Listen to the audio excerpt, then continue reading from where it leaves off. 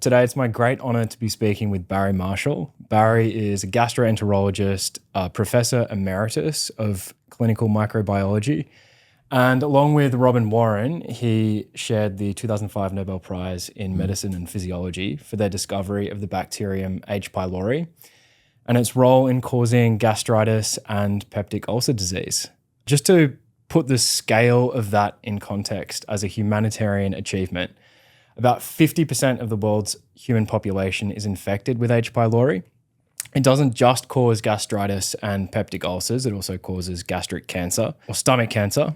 And stomach cancer is the fifth most common cancer in the world. In recent years, it's been the fourth or fifth most common cause of cancer deaths, killing about 800,000 people per year. H. pylori is responsible for approximately 90% of non-cardia stomach cancer cases. That's the more common form of stomach cancer. It can also cause some rare stomach cancers like MALT lymphoma. But that means that H. pylori, this one bacterium, is responsible for about 5% of the total burden of all cancers globally. So 1 in 20 new cancers are caused by H. pylori. It's the most cancer-causing pathogen that we know of, more so than even HPV or hepatitis B. And thanks to Barry's work, we're now able to prevent these cancer cases through a simple eradication treatment of H. pylori. So Barry, welcome to the podcast. Thanks very much, Joe. Good introduction, and thank you for doing obviously a lot of homework on that. Of course, my pleasure. So I've maybe spent about a week kind of reading up on H. pylori and your work, and I'm going to try and unload as many of my questions on you now. Right. But first question, it's well documented that poor old Charles Darwin struggled with dyspepsia most of his adult life. He had stomach pain, nausea, and if you read his letters or his diary, he complains about this a lot. He and his doctor put it down to nervous dyspepsia, so it also ruined his social life and turned him into a recluse. How good is the evidence that it was actually H. pylori that was causing his problem? So that is the subject of a rejected letter to Nature that a friend of mine submitted. I don't know whether I was co-author, but I knew about it. And the epidemiology is that in the 19th century, the whole human race was infected with it. And there are many famous characters in the 19th century who died from stomach trouble or had it their whole life and made them particularly cranky and intolerant. So Charles Darwin, he would have had it. Almost most people had it. And he had this issue that whenever he was under stress or pressured, he would get in all these vomiting attacks.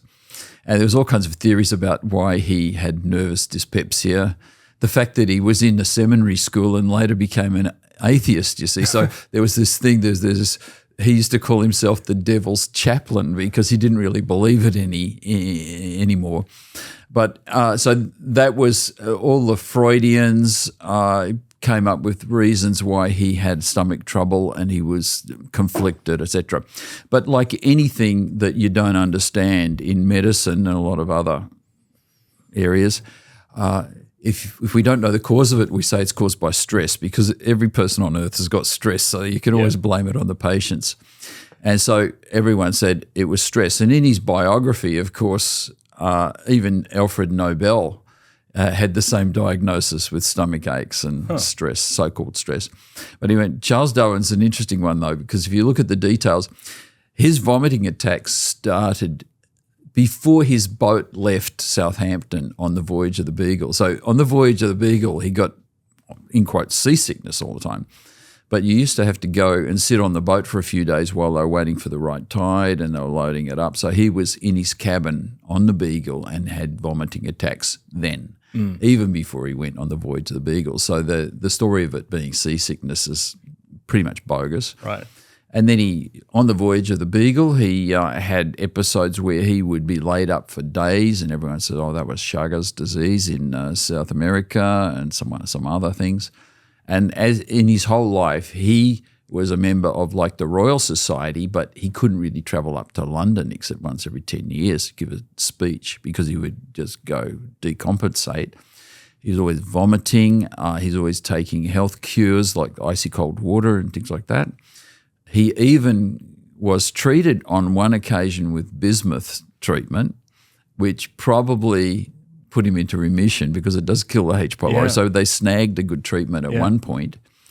And anyway, so when he died, he was always sitting there with this great beard, plucking whiskers out of his beard and mucking around. So on his desk, there were whiskers. And when he died, this is what I'm told third hand. I don't have any proof. It's not published yet. But when he died, the housemaid swept up his desk and put all his whiskers in an envelope, all these loose whiskers. And then a friend of mine, who shall remain nameless at the moment, got hold of some of these whiskers from the Darwin family and ran a PCR on them, and they're labelled with Helicobacter pylori. So, yes, he did have Helicobacter pylori, and that is certainly the most likely explanation for Charles Darwin's lifelong guts aches. That's amazing. This feels like a scoop, right? It is kind of a scoop, yeah. That's incredible. Can you just tell me a little bit about how that works with the PCR and the genetics? Yeah, so the PCR is polymerase chain reaction, and the coincidence is that Carrie Mullis discovered that the same year that I and Robin Warren discovered the importance of Helicobacter pylori in 1983. So it was a bit of a landmark as the new biotech started to come in. Yeah. So PCR, we can talk about that. So with all bacteria, all life forms and criminals, as you know, everybody's got unique DNA, and bacteria have got a unique DNA. And so with, for example, whiskers, you dissolve the DNA off them in a test tube and shake it up, and then you would put it into a polymerase chain reaction setup in a machine. And if it finds the particular sequence of H. pylori in there, you put a probe in, and we look for that. It will amplify that little piece of DNA 1,000,000 times or 1,000 million times. And then you can take a bit of that fluid out of the test tube and put it on a gel, and you can see this little band of proteins appearing. And that won't happen unless you've got an exact match. Right. So that's why PCR, it's an amazing thing. And, of course, Carrie Mullis won the Nobel Prize for that in 1993, I think, 10 years later. Right. Sadly, he passed away about 2 years ago. But, that is probably, that in the last 100 years, a lot of important Nobels, but that would be one of the best. Right up there, yeah. So I was trying to find examples of historical figures who'd suffered from stomach cancer. And one of the more famous ones was probably Napoleon. So I was reading a good study of his autopsy results, and when they opened his stomach up, so he died at the age of 51. Yeah. When they opened his stomach up, it was just a cancerous mess. But if stomach cancer was the cause of Napoleon's death, then you could say that there was probably a 90% chance that he was infected with H. pylori as well, right? Yeah. So when you finally get the stomach cancer, in the last few years, as the stomach cancer is developing, the Helicobacter may disappear, in fact. Once the cancer has started, well, it's going to happen. Yeah. But the idea is that if you have Helicobacter all your life, when did you catch it? You caught it 2 years of age or 5 years of age from your mother, probably. Yeah. And then it causes irritation in your stomach, inflammation all your life. And so 50 years later, there's so much damage in your stomach that you can't make very much acid. So then the acid gradually declines, and eventually other bacteria start living in your stomach, like bacteria from your mouth. And actually the stomach becomes just like your colon. There's stinky putrid bacteria living there. At that point, Helicobacter can't handle it anymore and disappears. Mm-hmm. And so most people with stomach cancer have got sort of putrid gastric contents for years before the stomach cancer develops and gets them. Right. And so that's the story. And so people with stomach cancer don't necessarily get a peptic ulcer because that's related to acid. So duodenal ulcer and most peptic ulcers are acidic, and that wouldn't be much of a risk factor for stomach cancer. But the final thing, when the acid is gone, now it's ready to get stomach cancer. Yeah, I have a question on the connection with duodenal ulcers. I'll come back to that in a moment. But imagine that you could tally up deaths from all of the different types of cancer through all of human history. Which one do you think would be responsible for the most deaths? Would it be gastric cancer? Well, people didn't live long enough to get gastric cancer, so it wasn't really noticed till the 19th century, 20th century, I suppose. Yeah, okay. So if the average lifespan is 45, well, most people with gastric cancer would get it after that. Yeah. So you wouldn't notice. So it's in evolution, if you like, obviously if gastric cancer killed you before you had any children, well then Helicobacter would have been unsuccessful. It would have just died out. But it's very chronic and you do pass it on to the next generations. And then probably between 2 and 5% of people with Helicobacter would have got gastric cancer. But I'll be conservative. I say 2%. That'd be like Japanese or Japanese Americans would be good examples.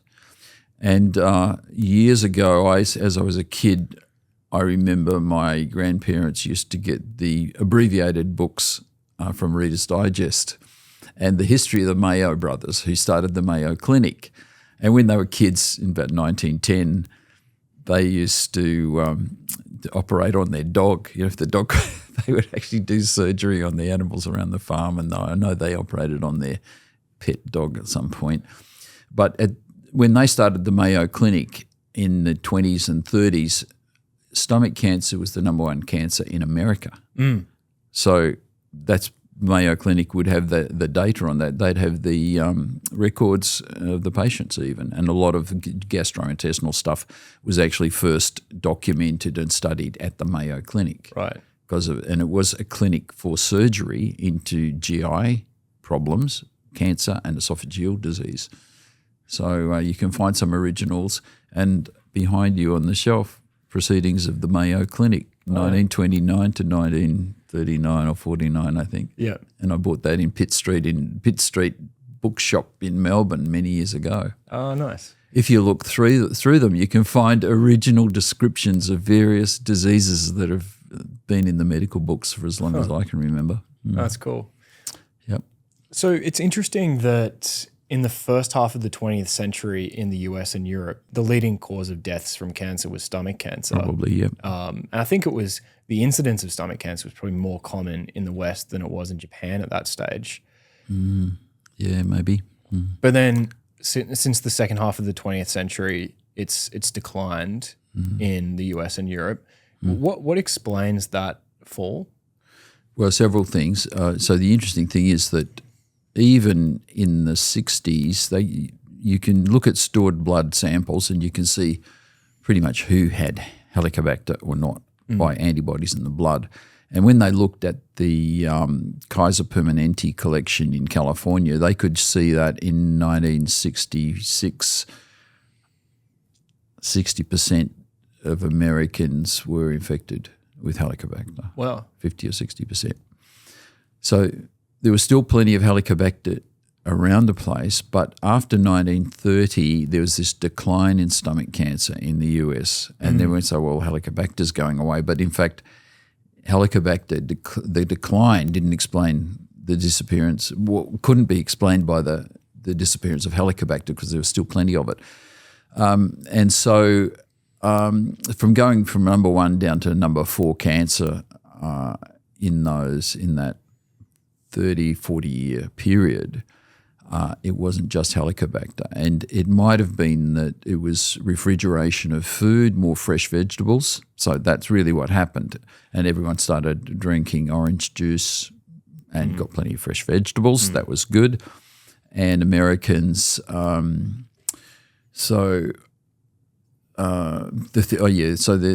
some studies that show that having vitamin C in your stomach inhibits carcinogens. So there's Helicobacter, and what we would say, Helicobacter makes everything else worse.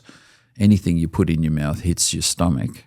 And so if you've got a carcinogen in the water supply or bad food or something, then if you've got a Helicobacter there, that helps set you up to get stomach cancer. Okay. So we would say that the better diet, fresh fruit and vegetables, refrigeration, that protected a lot of people from stomach cancer. I see. So the H. pylori just amplifies any other carcinogens because it eats into the mucus. That's correct. If you don't have H. pylori, you'll always have stomach acid, and stomach acid destroys carcinogens. They just get consumed. They're active molecules, So if you've got some acid there, they just get eaten up or destroyed or something. I see. So it's also interesting that as there was this fall in the incidence of stomach cancer in the US and Europe, there was a commensurate rise in the incidence of duodenal ulcers. That's right. And so I read this claim a couple of times when I was reading some papers, and it seemed mysterious to me, but duodenal ulcers and stomach cancer are virtually, not totally, but more or less mutually exclusive. Yeah, I was waiting for you to say that. Yeah, so if both are fundamentally caused by H. pylori, I don't understand how one protects against the other. Is it what you were alluding to earlier with the stomach acid? It's related to stomach acid, yeah. And you had asked me a question earlier about omeprazole and acid blockers and things. Yeah. So it's all wrapped up. Yeah. So that's why Helicobacter was never discovered, you see, because the main acute disease that young people, working people would get would be duodenal ulcer. And let's worry about the important things and let, old people get stomach cancer. There's just another cancer, so no one was focusing too much on that. Right. And everybody knew that if you had a duodenal ulcer, you never got stomach cancer. Or you never had stomach cancer and duodenal ulcer at the same time. Yeah. Because duodenal ulcer was a high acid level disease. Yeah. Stomach cancer was a low acid level disease. So why would you expect them to be connected? However, so this is Robin Warren's insight. Right. He's there like, Barry, let's not worry about ulcers. Let's just focus on this inflammation in the stomach. It's quite a puzzle. And I sometimes see it even in people with duodenal ulcer. So what's going on? These bacteria, are they related to it? And I said, okay, well, let's go and study that. That sounds great. We want to find how could bacteria live in the stomach. So this is our research. This is what you call curiosity-driven research. We're not trying to find the cause of ulcers because we could find these bacteria in plenty of people without ulcers. So he said, Barry, don't take biopsies from the edge of ulcers. There's too much healing and inflammation there anyway, and it means nothing. Take your biopsy 5 centimetres away from the ulcer, which we did. But of course, we counted the ulcers and everything else we could see in the stomach at the same time, but the biopsies were not of ulcer borders. And then, so when the data came out, the bacteria were an indicator of ulcer risk, if you like. And it was practically impossible to get a duodenal ulcer if you didn't have the bacteria. So obviously, if you ate enough aspirin, you could get an ulcer anywhere, and some of them would be in the duodenum. So that was the other thing we found. And you could get a cancer. If you had cancer of the pancreas, sometimes it could bore a hole through the duodenum, and you're saying, well, there's a duodenal ulcer. So we had the exceptions that proved the rule, if you like. But high 90s was pretty normal. Yeah. The other mysterious thing is that they have noticed the toxin genes in Helicobacter, and if you've got the toxin genes in the Helicobacter, you're more likely to get stomach cancer. Okay. Is that the CAG positive? Yeah, and you're also more likely to get duodenal ulcer. Yeah. So the CAG positive strain, which is the most virulent H. pylori strain, that's correct. That's correlated with both duodenal ulcers and stomach cancer. Yeah, so it increases your risk of both, but they're supposed to be mutually exclusive. So how do you work that out? Yeah. So the answer is that when you catch H. pylori, you've got a high acid level, you're a young person. Yeah. And ultimately you get a duodenal ulcer, but there's acid in your stomach which destroys the carcinogens and protects you from stomach cancer while you've got high acid level. So the duodenal ulcer, if you like, is a marker for acid in the stomach, and high acid probably. If you eat plenty of protein, you'll get a higher acid level. So it kind of, even though the germ itself has still got the toxin, it's causing a much stronger inflammation, or, statistically stronger inflammation. And so you've got the inflammation means the white cells are going there trying to kill the H. pylori. The white cells the H. pylori is not in your body, it's on your body. If you like, it's like dermatitis, but it's dermatitis in the stomach, or it's like dandruff of your stomach, if you could imagine that. And it'll just be a bit annoying, not too bad, but over the years is gradually irritating the stomach. Now, the white cells then are trying to kill the H. pylori, but to get to it, they have to separate the cells of the lining of the stomach. Now, those cells are protecting your body from the acid.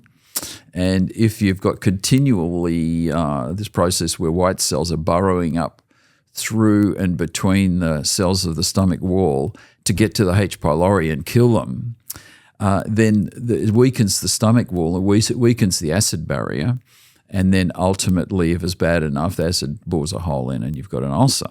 So that's the situation there. And that is why the toxin-producing H. pylori is going to be more dangerous, more likely to cause ulcers. But with acid in the stomach, the ulcers don't necessarily lead to stomach cancer. But then as the years go by and acid level falls and you've got things happening in the stomach, at that point there's not enough acid to create a duodenal ulcer, because that usually means you have to be on the upper limit towards the upper limit or top 25% of the population to be getting a duodenal ulcer. So people with duodenal ulcer do have higher acids than other people, but it's still within the normal range probably. Most of them don't exceed the normal distribution. Yeah. So, but being in the top 25% would be males, and if anybody could be there. Yeah. Eating meat puts you up there. If you have a low protein diet and you've got malnutrition or something, you'll never get an ulcer because you're not far enough up the acid curve. Okay. So then what happens after your duodenal ulcer, in quotes, burns itself out? Because as you get older, the damage acid went down a bit. Okay. So you say, I used to have an ulcer when I was 20. I was in university. I was getting lots of study, pressure. But by the time I got to 30, I kind of didn't have to worry about it anymore. I seemed to have got better. And you're talking to a 60-year-old person, and that person hasn't got enough acid to get significant ulcers, but is becoming a cancer risk, you see. So the inflammation's there, the toxin is there, and the inflammation and the toxin, various things, damaging the stomach as you get older and leading to cancer. So that cancer is also associated with the toxin.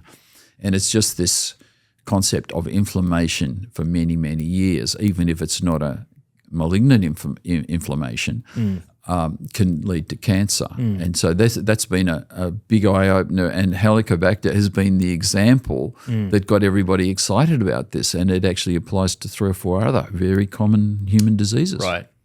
Yeah, H. pylori that's kind of like the textbook example now of that link between inflammation and cancer, right? Yep. So in terms of resolving this paradox of the inverse correlation between duodenal ulcers and gastritis, gastric cancer, sorry, it's really about the interaction between the H. pylori and the host's acid secretion. Yeah. Okay. So it's been known for years. See, people in China never used to get ulcers, but they would get stomach cancer. So you do have to have a reasonably nutritious diet. And so you think about it, well, not enough protein. So that means that people with H. pylori don't make enough acid. They don't make enough acid to get an ulcer. So if you study places that I've been, like China, Japan, South America, Brazil, people who studied acid secretion, when that was a pretty common test, would find that in these countries the amount of acid produced was about 50% normal. So for you and me, we might produce 28 or 30 milliequivalents per hour. If I stimulate your acid, that's a maximum. Some people do 35, 40. So that's a healthy Western, if you like, diet male. In Japan, when they did that study on healthy young males, it's like 17, 18. Most Westerners would produce at least that. And then 20 years later, when Helicobacter was kind of on the wane in Japan, they repeated it. And in Japan, they now had a bit more nutritious diet, a bit more protein. The acid secretion in Japanese males went up to like 25 or so. Right. Interesting. And so that was the 20th century, in quotes, ulcer epidemic, if you like, because duodenal ulcer started to get in the news because all those Wall Street guys, these business guys in Chicago, they're eating the big meals and under a lot of stress, they were getting ulcers. So obviously psychosomatic. But humans had never been so healthy as they were in the 20th century in the United States, and they're eating plenty of meat. That gives you a higher acid level, and you've got H. pylori, so, okay, you would get ulcers. Because a lot of people wouldn't have a good enough diet to get ulcers. So the paradox is that when you get a duodenal ulcer, it's actually a sign of good health because your immune system is very strong, is hammering those helicobacters, are boring through the lining of the gut, and then you've got an ulcer. So people used to say to me, oh, yeah, well, when you have an ulcer, obviously your immune system's defective, the Helicobacter's going crazy and you're losing the battle and you get an ulcer. But it's very likely that it's the white cells fighting the H. pylori that are doing all the damage, and they're releasing all these superoxide radicals and things they use to kill bacteria. Right. And actually one of the first patients that I ever tested when I was working with Dr. Warren, probably 1981, we had some smears of the mucus in the stomach. It had white cells in it, and you could see the engulfed bacteria inside the white cell. So we had a lot of evidence like that got us a bit excited that, hey, these seem to be pathogenic. Your body hates these germs. Right. I just realized, for people wondering what the duodenum is, it's the first part of the small intestine that connects to the stomach. Yeah, so the lesson for stomach is that acid's incredibly toxic. Yeah. So it needs to be in the stomach and nowhere else. And so at the top of your stomach, you've got your esophageal sphincter. And if that's working, that's great. If that's not working, well, you're going to get heartburn, acid reflux, and that's another illness.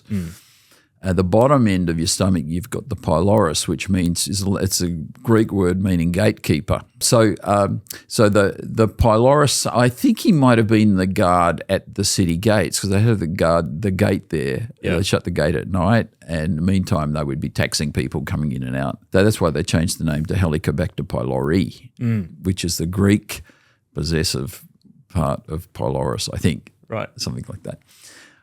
So anyway, we get back to that. So the bottom end is the pylorus. So that when you're digesting your food, it's supposed to stay in your stomach. It gets mixed up until all the food's particles about less than 3 millimeters, and then your stomach will squirt it into the duodenum.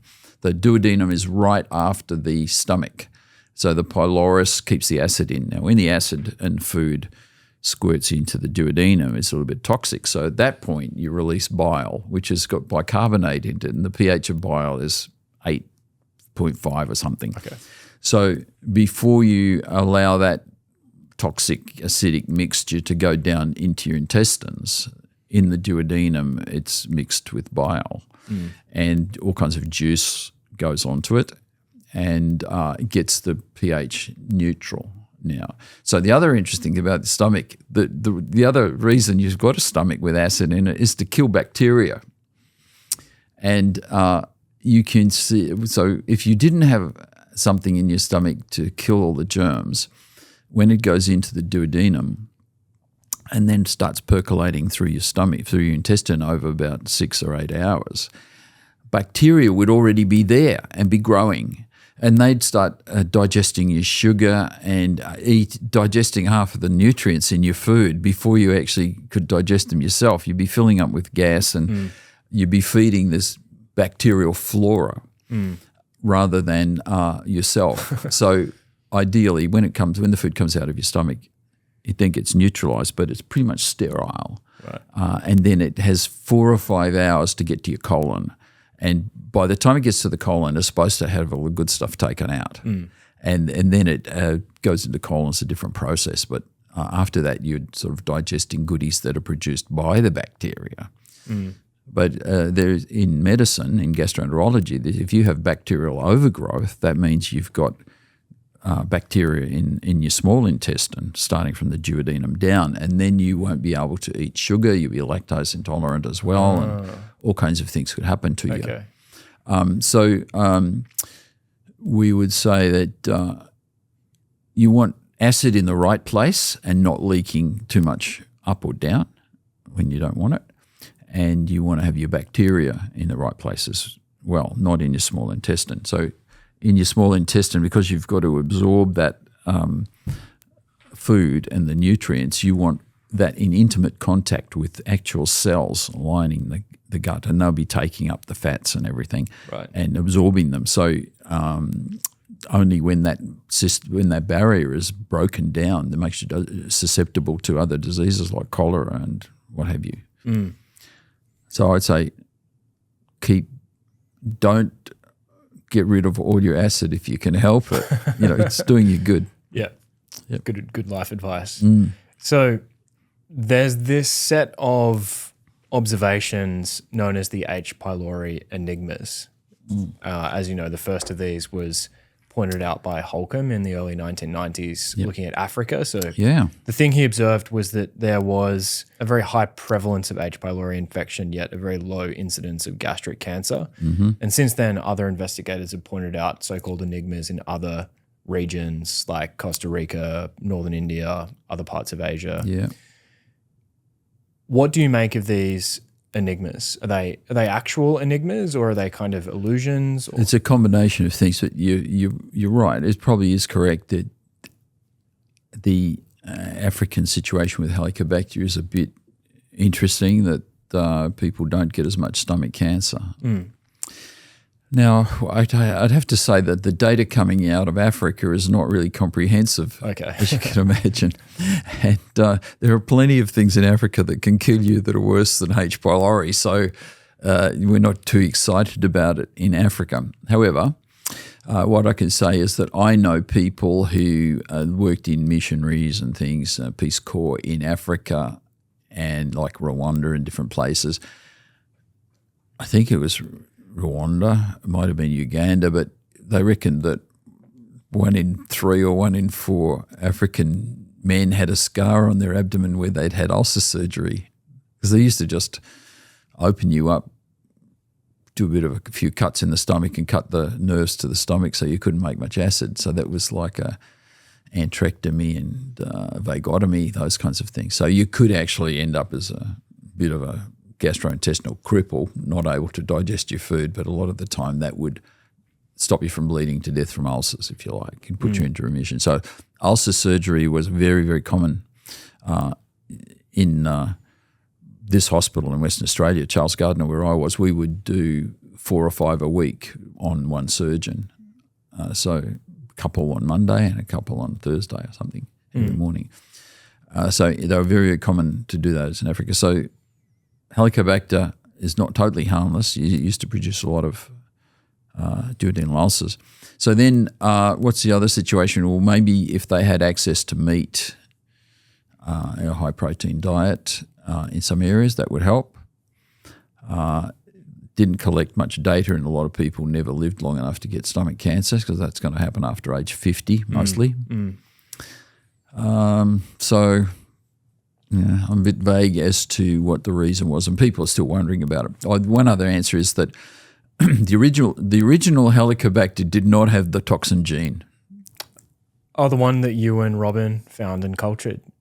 It didn't. It probably did. I'm not sure about that. We didn't have genomics in those days. But is that what you mean by the original? No, the original ones. Humans have been infected with Helicobacter for 100,000 years. More than 100,000 years ago. Yeah, 150,000 years ago. Yeah. And so where did humans get it from? Well, they probably came out of the trees and started walking around on the ground and found a filthy, putrid animal lying there and ate it. Yeah. So, and it was probably a commensal organism of the ruminants. Some kind of antelope that might now be extinct, you don't know where it came from. But these these bacteria that break down urea and make ammonia, they are common in the rumen of animals that eat grass. So it's one of the things that helps their digestion of the grass. So assuming that humans picked it up at that point, so then when you look at Helicobacter in Africa, you find these African strains which seem to be ancestral strains and they don't have the toxin gene. So then as you head from out of Africa to Europe, you get up to 60% with the toxin gene.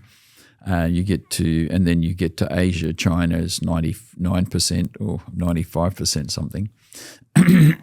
And so then you look around at different racial groups and migrations, and you find there are some people who seem to have been separated off many years ago and don't have the toxin gene and potentially would have less inflammation and less disease from Helicobacter. Yeah.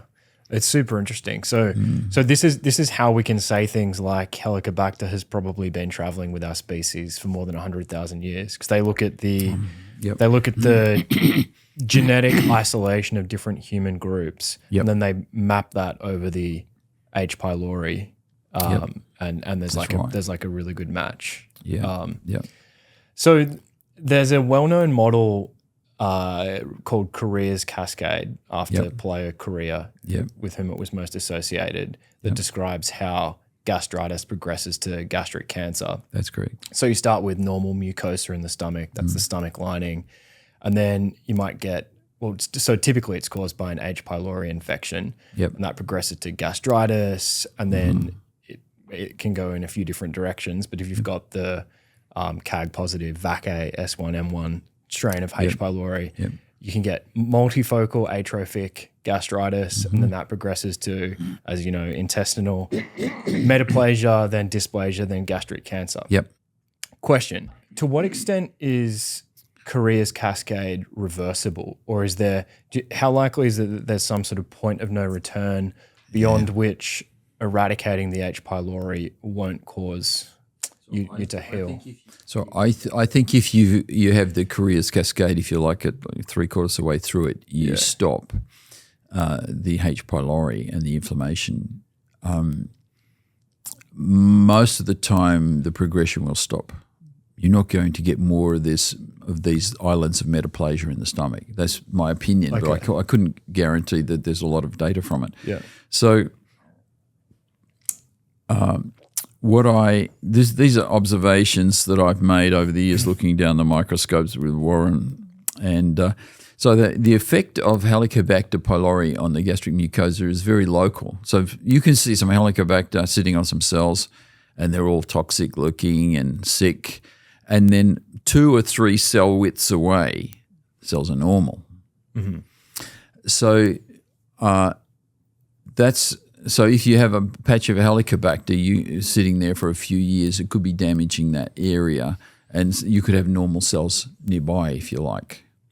So one of the problems when you get atrophic gastritis, the first thing that happens, Helicobacter damages everything. You get the inflammation, and then I can tell you some stories about how the inflammation causes cancer. There's good data on that. But ultimately, the cells that are being damaged turn into intestinal cells.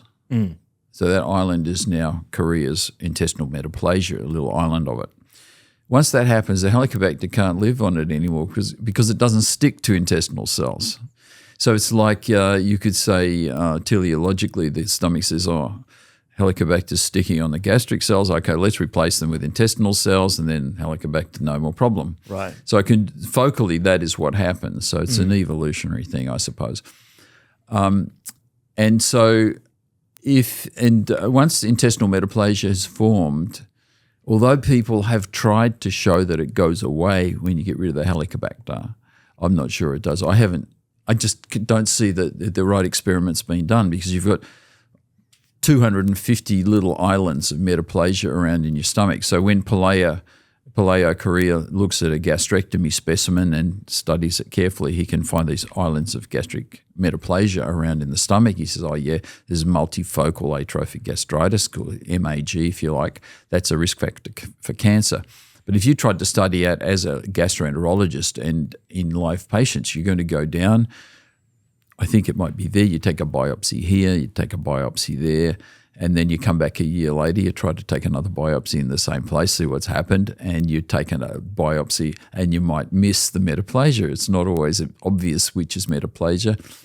And you say, last year I biopsied here and there was metaplasia, and the biopsy this year doesn't show any metaplasia. So isn't that great? It's gone away since we eradicated the H. pylori. And I say, may have, but you haven't proven to me that it's gone away because you have not taken out the whole stomach and counted it or something like he would do in a postmortem sample. So there are some proponents, they reckon that it gets better, and people say take probiotics In China, someone will say take TCM, Chinese medicine. But I haven't seen, it's not proven, if you like. Okay. And if I saw a medication on the market in the United States that the FDA has said, yes, gets rid of metaplasia, I'd be tempted to believe it. Yeah. Because the FDA wants to see data. They say, show us people who had 50 biopsies in 500 people followed for 4 years, that kind of thing, $1 million study. That's the kind of evidence that would convince people that metaplasia goes away. I don't think it does. Okay. Yeah, interesting. So you could Prove me wrong. it's a challenge to people listening. So at the very least, around the sort of multifocal atrophic gastritis stage, you could reverse that. You can stop the gastritis and it's not going to progress as much or at all, perhaps. Yeah. And the data is that you will prevent 50% of future cancers at that point. Yeah. But you can't get rid of the total risk of cancer once the people have got gastritis and metaplasia. Yeah. One thing I was talk about metaplasia briefly is that they did a study in Harvard 20 years ago now, and they took an animal model of stomach cancer with Helicobacters. So they had cat Helicobacters or mouse Helicobacters in gerbils. And so what they did was they took female mice and gave them a bone marrow transplant from a male mouse so that they had Y chromosomes in their marrow. And then they gave them the bacteria so they developed stomach cancer. And 6 months later, they could sample the stomach cancer and say, what can we find out about these cells that developed in stomach cancer? And guess what? They had Y chromosome in them. So that means the stomach cancer comes because the inflammation triggers stem cells to migrate into your stomach. Stem cells divide and turn into metaplasia, presumably. And the metaplasia is now the genealogy of the metaplasia is from the stem cells. And that's what becomes malignant, if you like, because these are dividing cells and they're susceptible to carcinogens. And that then you can apply that model, if you like, to hepatitis B. You have it all your life. You've got inflammation, maybe stem cells or something, and you've got liver cancer developing. So that's the cause of liver cancer. Cervical cancer, you've got papillomavirus sitting there all your life, for many, many years, and maybe stem cells in the cervix lead on to different kinds of metaplasia and cervical cancer. So Helicobacter is number one of those three, but it does show that getting rid of these chronic infections, if you live long enough, is going to save your life. Yeah. So that's my understanding of it. There are all kinds of subtleties related to stomach cancer that we don't understand yet, and that's one of the areas that we would like to do fundamental research on, which is related to cell biology and things like that. Interesting. Well, at the end, I'll come back with some more questions on infectious diseases and chronic diseases. But go ahead. So, can we do the urea breath test now? Yeah. Okay. Can I just want to give you some context? Okay. Yeah, I'm wondering about the personal story here.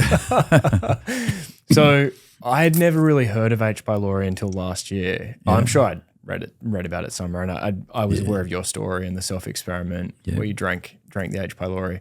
But I was in the US recording some podcast interviews last year. I was in Berkeley. Went out for a run one night and just had no fuel in the tank. So was running much more slowly than my usual pace and got back, started feeling really nauseous. And then this developed into, I guess, some kind of gastrointestinal sickness over the next maybe 5 days or something like that. And the main symptoms were firstly nausea, secondly a feeling of bloatedness, which I'd never experienced before. Thirdly, at nights a fever, a light fever. Interesting. And then finally kind of strange. I described it as like a gnawing feeling in the stomach. It wasn't pain, but especially when I hadn't eaten, like a gnawing feeling. Even after you get up at maybe both, midnight, actually. open the fridge in the darkness, see the light, and drink the milk. Yeah, exactly. So I checked into a medical clinic in Berkeley, and the doctor said, I'm going to get you to do a breath test for H. pylori. It's an incredible test. It's sublimely non-invasive. We'll demonstrate it in a moment. But anyway, I came back positive. I don't know whether that was the cause of the symptoms or we just happened to catch it at the same time. But they put me on a quad therapy over there. So I had bismuth subsalicylate, metronidazole, omeprazole, and tetracycline. Yeah. After about a week, I started noticing numbness and pins and needles in my fingers. Good blood level. So I figured I was having some kind of side effect reaction, and I stopped taking the quad treatment after the first week. Okay. But when I got back to Australia at the end of last year, I did 2 separate negative tests because I wanted to be extra sure, like a few weeks apart, and came back negative. So give me the name of that doctor. I'll write him a letter. Yeah, Obviously on the ball.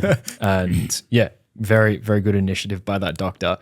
But I love doing the breath test because it was so easy, and it's kind of genius how it works. Yeah. So to save you having to... Thank you.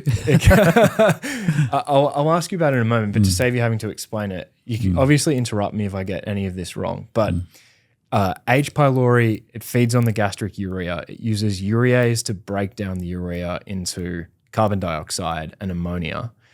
And if you feed the H. pylori, if you ingest urea, you can then measure the proportion of carbon dioxide in your breath to see whether you have H. pylori in your stomach. It's breaking down that urea.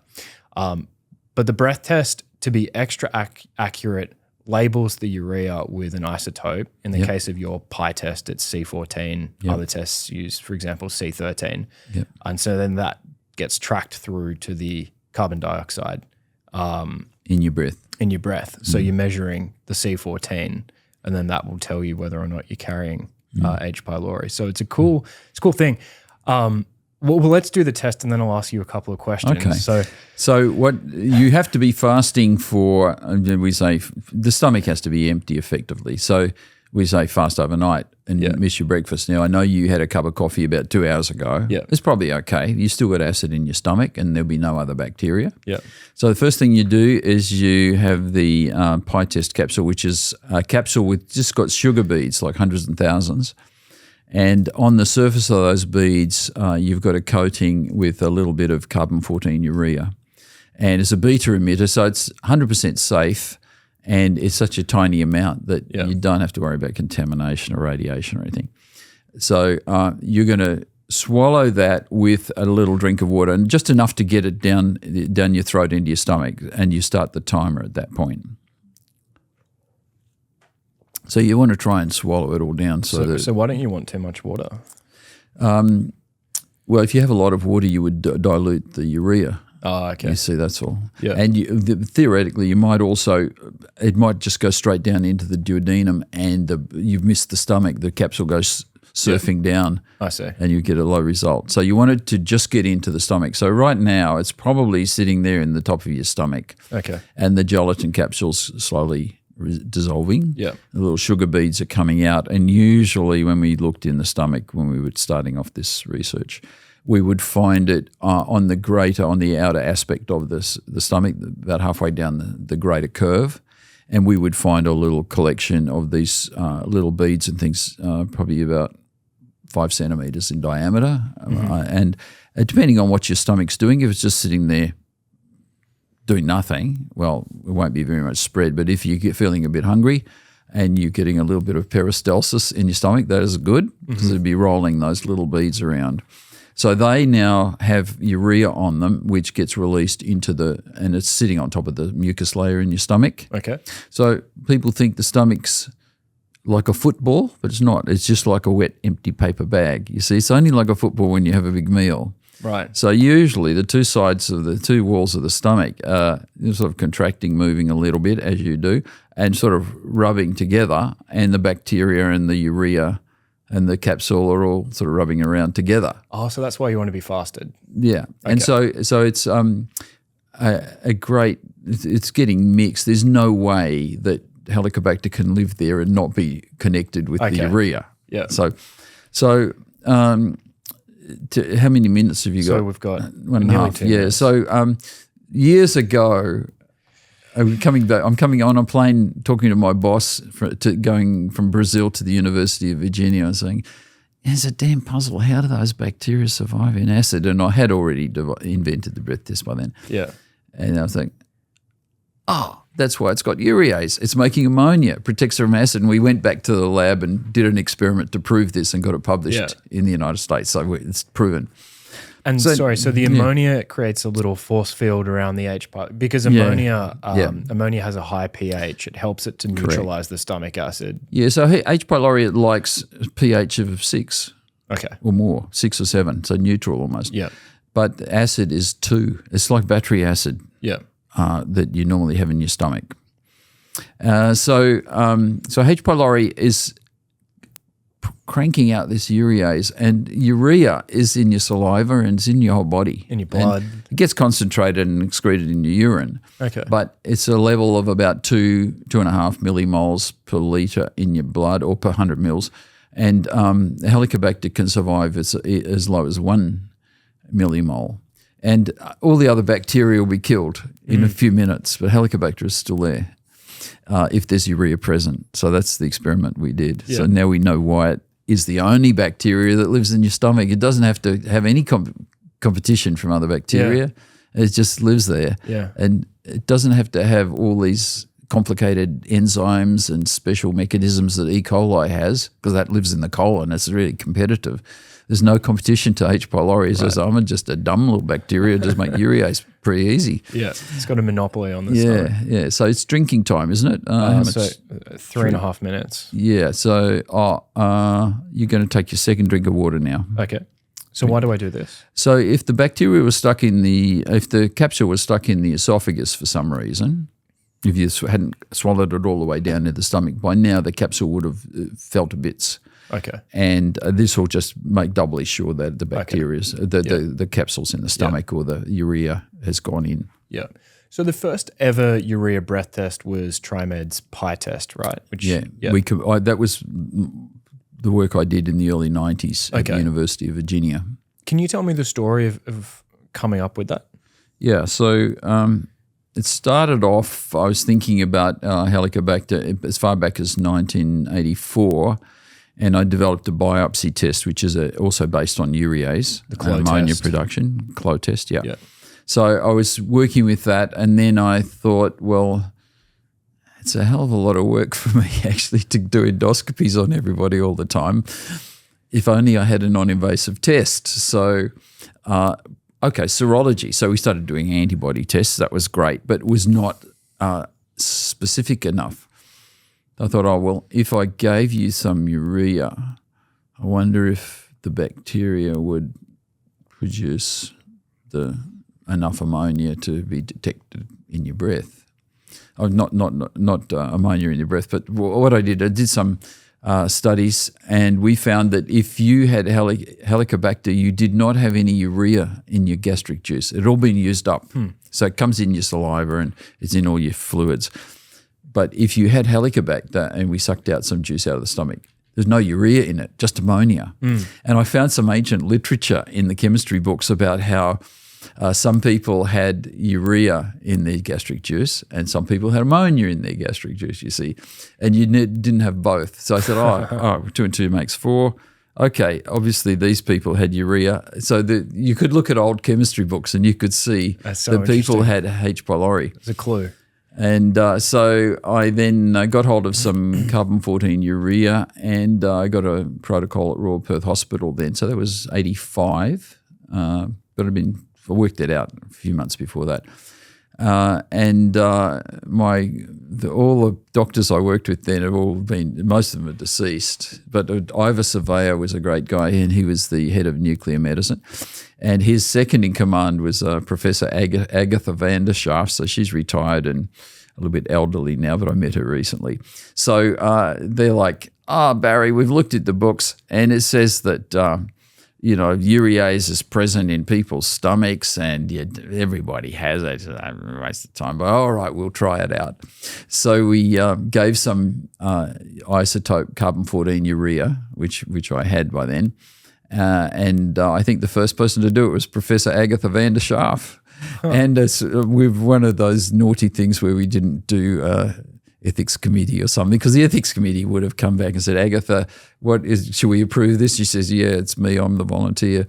Anyway. Self-experiment. Yeah, sort of a self-experiment. Anyway, so she was negative. And then we then did get approved. Dr. Fox was the head of nuclear isotopes then, and he approved it. We did about 20 people, and 10 were positive and 10 were negative, and it just worked like a dream. Yeah. And so we found out that equating it to the doses that we give now, so we were giving 10 times as much carbon-14 urea in those days because that was what they were used to using, and even that's a tiny dose. Right. And but compared with what we do now, so the negative people were giving a result of 0 or 5 counts in the breath sample of radioactivity. That's so close to background. And if they took the pill, the C14 urea was giving them counts of about 2,000.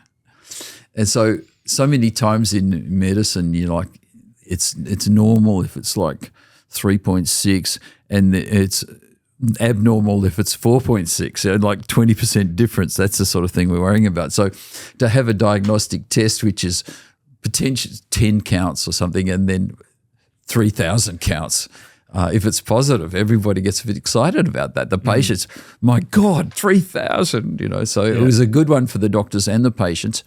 It was pretty much black and white. If you like, by that I mean is that if you were positive, it was up through the roof. And the beautiful thing is after you got rid of the Helicobacter and went back to normal, it had come down to 10. Right. It was 0. So it motivated the patients. They said, boy, those antibiotics were really worth it. And so in those days, I used carbon-14 because we didn't have any carbon-13 technology at Royal Perth. It was a stable isotope, and you had to put it through a mass spec. Right. The technology really moved on, and so by the time we commercialised the breath tests, both were on the market. And the carbon-14 was the easiest. It still is the easiest and potentially least expensive. I see. So for developing countries and many countries, they embrace the carbon-14. So right now in China, at least 20 million tests a year would be done using that. I don't know what it is. Yeah. Several people do it. So we're at 9 minutes 30 here. Okay.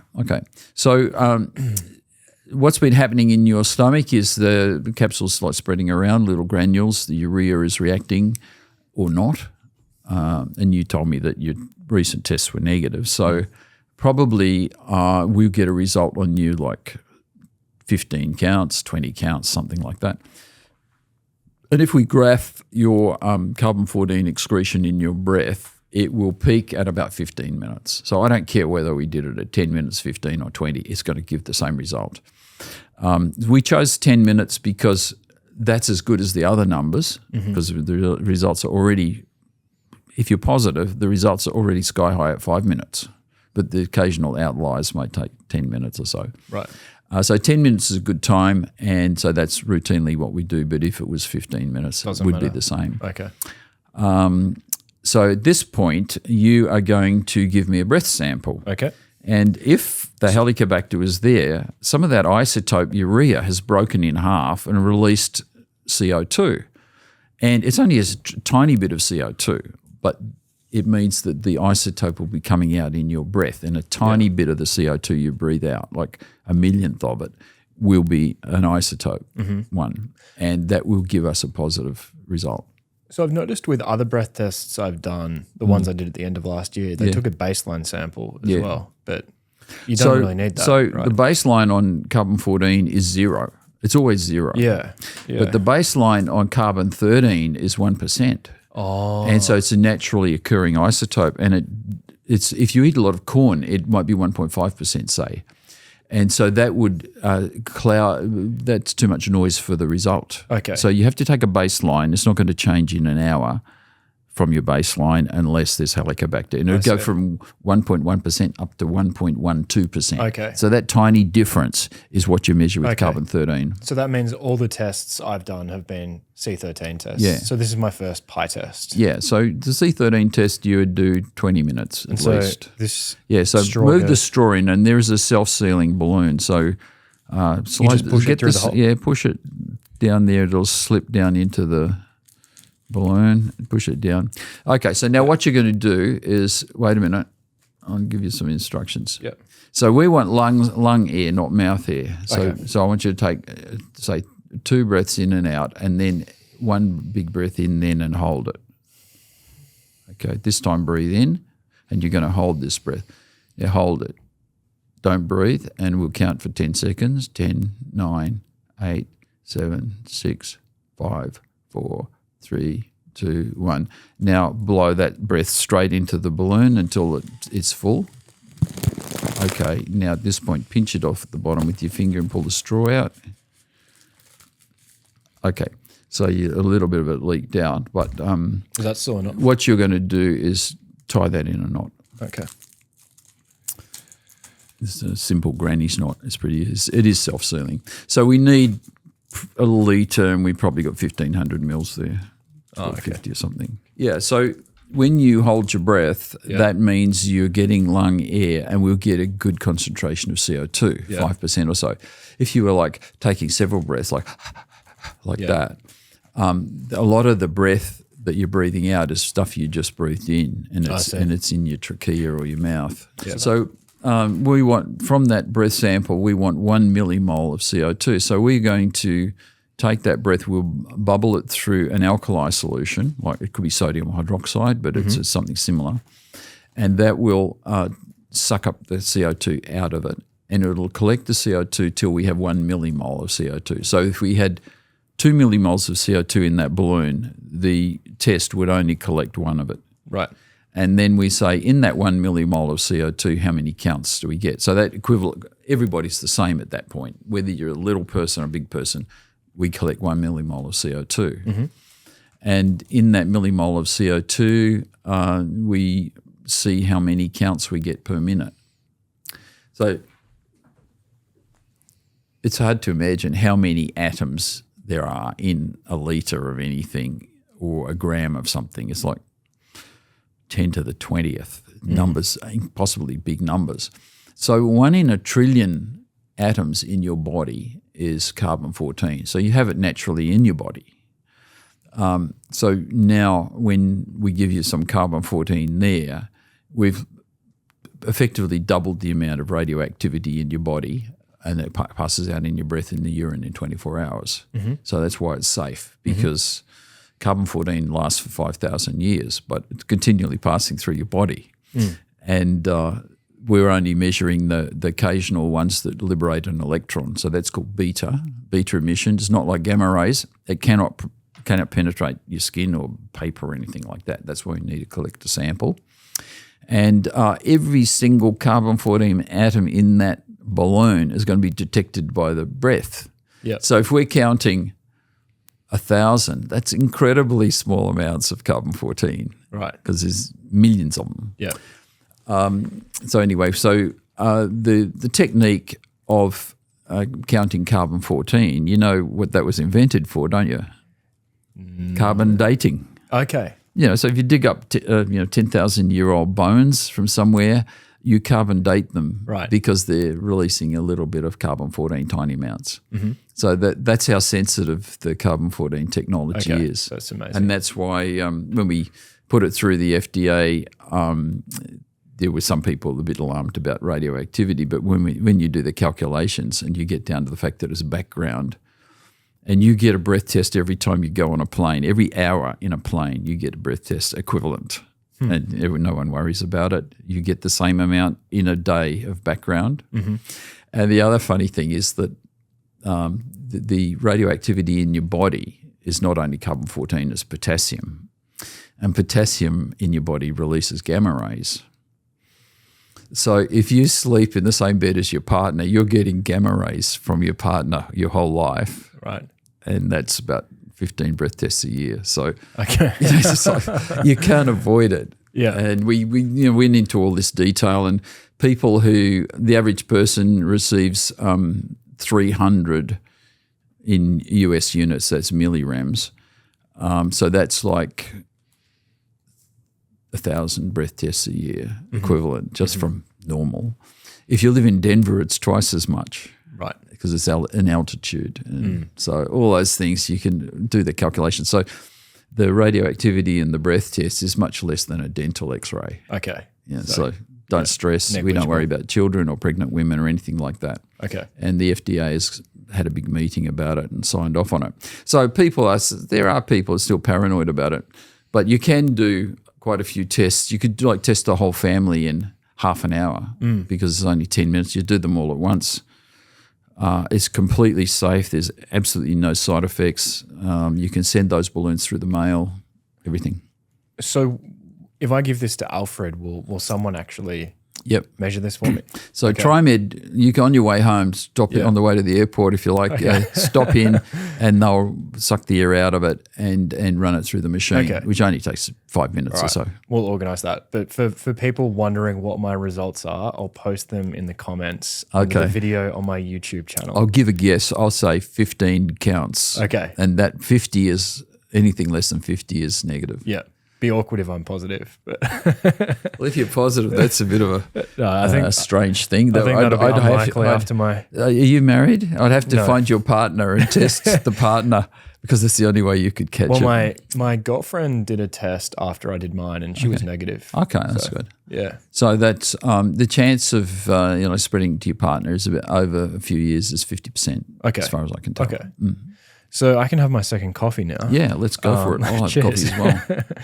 This episode is sponsored by Eucalyptus, the Aussie startup providing digital healthcare clinics to help patients around the world take control of their quality of life. But this message isn't about Eucalyptus's products. You see, Australia stands at a crossroads. The world order is unraveling. We're likely entering an era of intense geopolitical instability, the likes of which we haven't seen since our grandparents' or great-grandparents' days. Meanwhile, our decades-old economic paradigm of housing and mining is running on fumes, and our culture of indefinite optimism, as instantiated in the she'll be right attitude, and our disproportionate love of gambling, has become a ball and chain. If we want to keep our prosperity and security, we need to build, to think smarter, to choose ambition and excellence. But how? We can't look passively to politics for solutions. The policymaking apparatus is straining, incapable of delivering the kind of leadership or reforms that we extracted from the system at our last major crossroads in the early 1980s. As an individual, what can you do? I maintain that more talented young Australians should be thinking about building valuable new companies. Building a startup can be one of the highest leverage ways to help both Australia and humanity because innovation powers economic growth, and a wealthy society is a more just and more secure society, a society in control of its future. This doesn't have to mean being a founder. You can still make a large counterfactual impact by joining an early stage or well-funded startup. That's what I did as an early employee at Forage, a Sydney-born, US-based edtech startup. It was the most intense period of my life. We scaled the company, helped millions of students, and I formed lifelong bonds with colleagues. So if you're an ambitious young person wondering what to do with your career, while your decision is a deeply personal one, let this message plant a seed in your mind. Consider joining a well-funded startup like Eucalyptus or any other excellent startup. You can check out Eucalyptus's open roles at eucalyptus.health/careers. That's eucalyptus.health/careers. So you mentioned the CLO test, which was the earlier test you developed. CLO meaning Campylobacter-like organism. That was the original name for H. pylori until 89. Right. Yep. And the CLO test was for testing for urease and gastric biopsy samples. Yep. So I was reading that when TriMed USA eventually bought the manufacturing rights to the CLO test, you wanted to try and keep the manufacturing in Perth to build up the industry here. But that effort ultimately foundered. Yeah. And I was curious what that experience taught you about either the difficulties of manufacturing generally or the difficulties of trying to manufacture in Australia or Perth specifically. So it was great. We had good support in Western Australia, and at that point, Technology Park near Curtin University was starting up, and that was a biotech incubator, if you like. And a company there, Delta West, who mainly made transfusion water and things like that, plus a few creams. But they did have some good equipment and some smart chemists. They actually optimized this test. So it was a little test, a little bit of gel, and you take a biopsy sample at endoscopy, and you stick the biopsy in this gel, and if ammonia is produced, it's like litmus. If you like, it goes red, from yellow to red. So the beauty of that test was the gastroenterologist who believed in H. pylori. At that point, nobody believed it except a few aficionados, if you like. But if I was interested in it, but my hospital microbiology didn't believe it, or my hospital pathologist didn't believe it, they wouldn't give me the diagnosis. But if I was a gastroenterologist with this little test, I could just put the test in my pocket after putting the biopsy in and look at it 10 minutes later, and if it went red, I've made the diagnosis very accurately, nice. you see. So the positive predictive value, which means if the test goes positive in, say, 20 minutes or so, it's 100% certain that you've got the germ. Right. And patients like to look at the nice red colour developing. Oh, my God, I've got a lot of Helicobacters there. Yeah. So it helps motivation. And so it really took off. And so the beauty of it was you didn't need a lab or any other people to diagnose and treat Helicobacter. But to see if you were cured, I had to do another endoscopy on you, which is a lot of extra manpower, if you like. But of course, if I'm a private gastroenterologist, that's money in the bank. So gastroenterologists thought it was good. But obviously, question about that was the first test, and it was made here. I know what you mean. Yeah. So what did it teach you about manufacturing? So the story about manufacturing and that. So I remember that I was excited about it, and nobody else was. But I showed it to my good friend Rod, who's been my business manager in Australia since the year dot. And I said, Rod, I reckon we could make this test for 5 cents and probably get 25 cents for it. And he looked at it, he said, well, Barry, I think you could probably get $2.50 for it. So together we then connected up with Delta West, and they did the patenting and did that hard work. And so after a few years, the issue with this product was it was a refrigerated product, and when we shipped it to America, we would have a refrigerated box which would effectively double the manufacturing price to fly 100 kilos of these tests. Maybe we do 50,000 tests in a box, but it'd have to be a refrigerated box, and that would go out maybe once a month.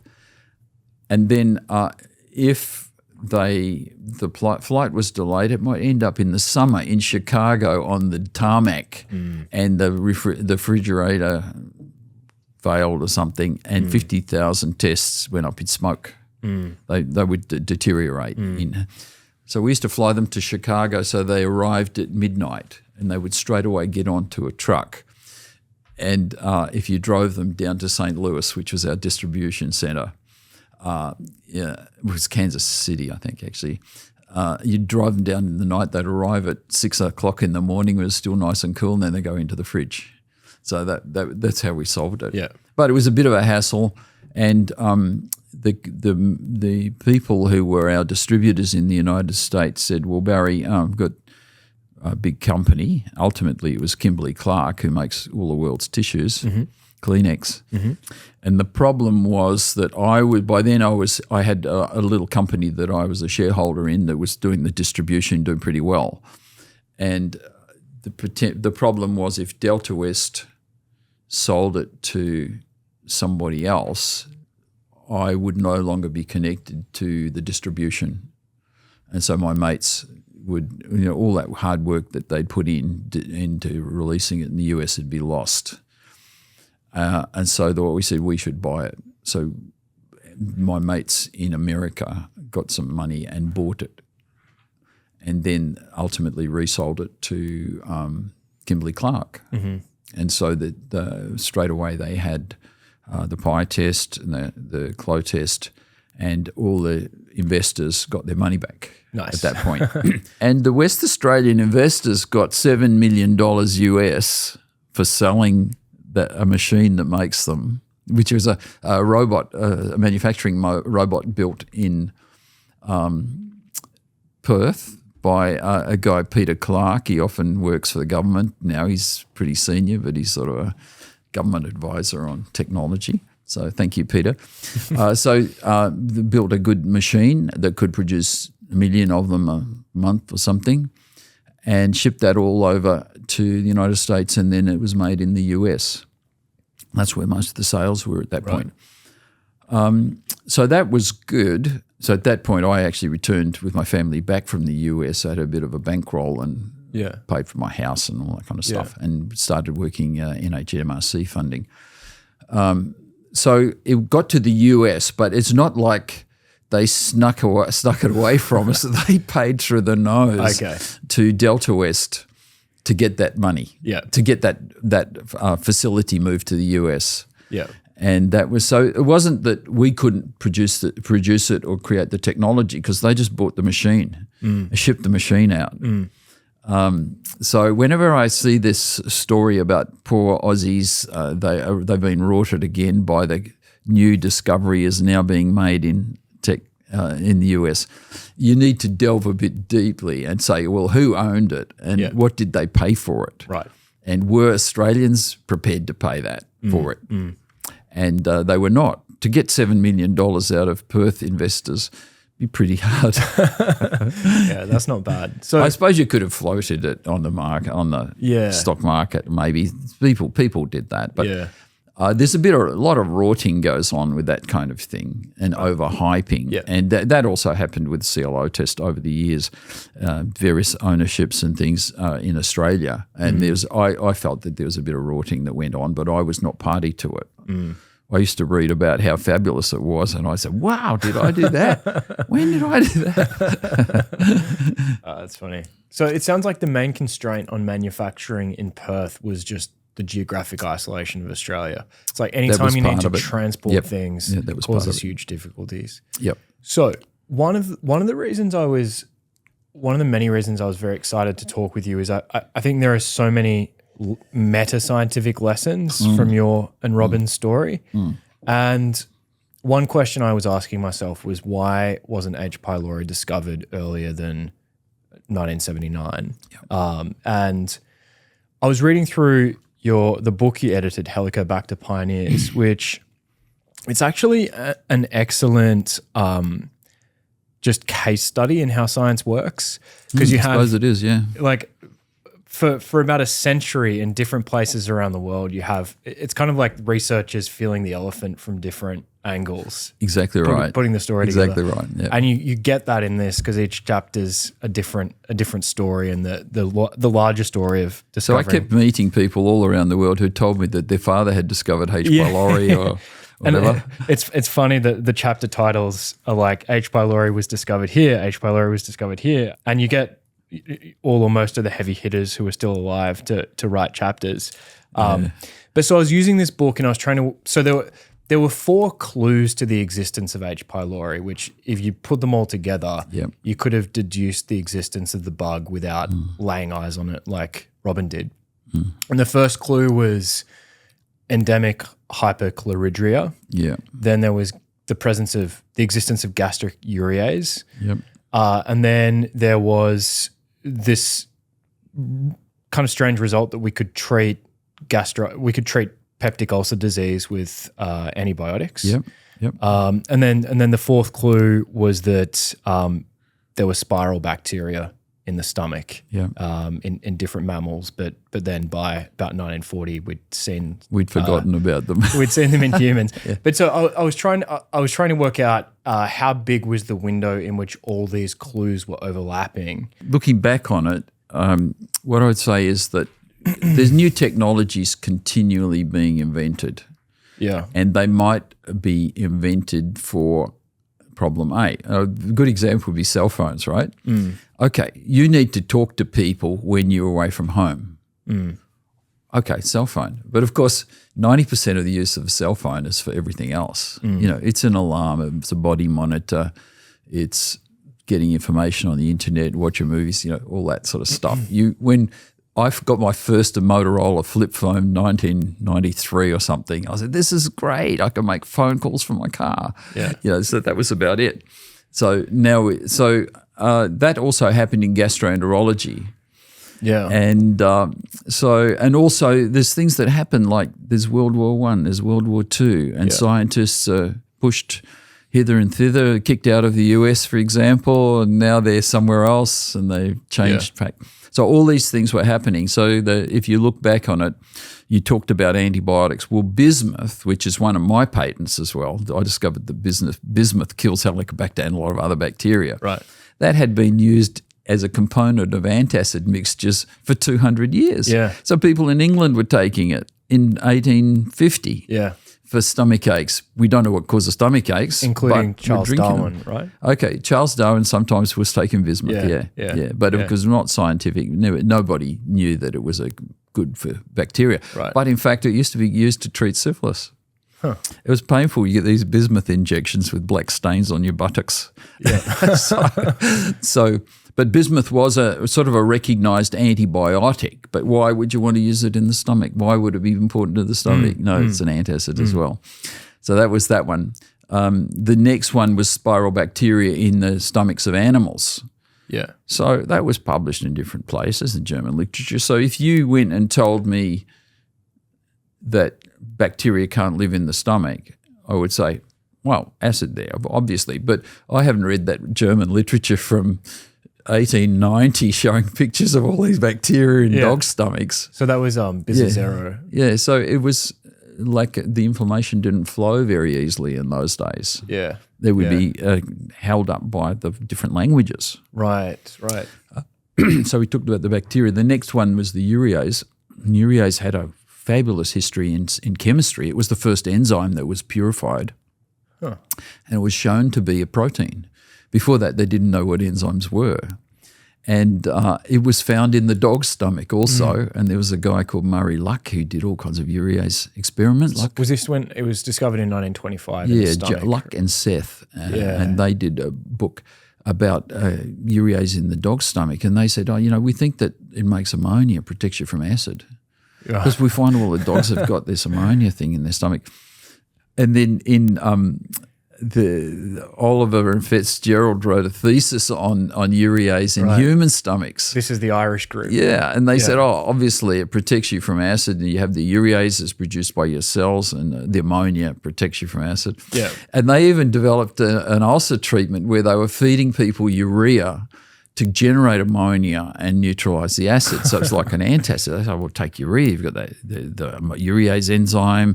But of course, they would throw up. Urea is like chewing tinfoil. It's horrible stuff. So it sometimes healed people, but it was toxic to take. So that was Oliver Fitzgerald. He ultimately became the president of the British Society of Gastroenterology. So he was like famous, but that was his thesis. And then in America, these guys, Lieber and Lefevre, actually they were Belgians, I think, they studied urea and urease and ammonia in the stomach. And they showed that if you took tetracycline, it went away. Right. Which is an antibiotic. Yeah. So they said, it's probably caused by bacteria. End of story, blah, blah, blah. Let's go on and do something else. And I actually met Dr. Lieber years ago. He's since passed away, and had this discussion with him. And a lot of Belgians used to do this. They would stick a tube down your throat and suck the acid out. How much are you making? So they could do these kinds of experiments. But nobody picked up on this. So what's the thing that and then endoscopy started. Yeah. So the story is that wouldn't it be great if we could look in the stomach, see if you've got an ulcer or something. So everybody used to have barium meals, and you would swallow the chalky medicine, and they would tip you this way and that way, and they would see like a very primitive kind of low resolution black and white negative image of your stomach, and they could say the wall of the stomach's got a hole, looks like it's got a hole in it, so that's probably an ulcer or the duodenal ulcer. So that was the diagnosis of ulcers in those days. If you had less than an ulcer, just gastritis, well, we couldn't diagnose it very well. So then to look in your stomach, you used to have to use a straight tube, like a sword swallower. Oh, God. And they would poke this tube down. So this is the technology from the 30s onwards. And we used to do that at Charles Gardner Hospital when I was a thoracics registrar. And you'd look down this tube and you'd have a bit of a mirror on the end. You move it this way and that way. It was pretty difficult to do. Right. So the patient would be struggling and people holding him down.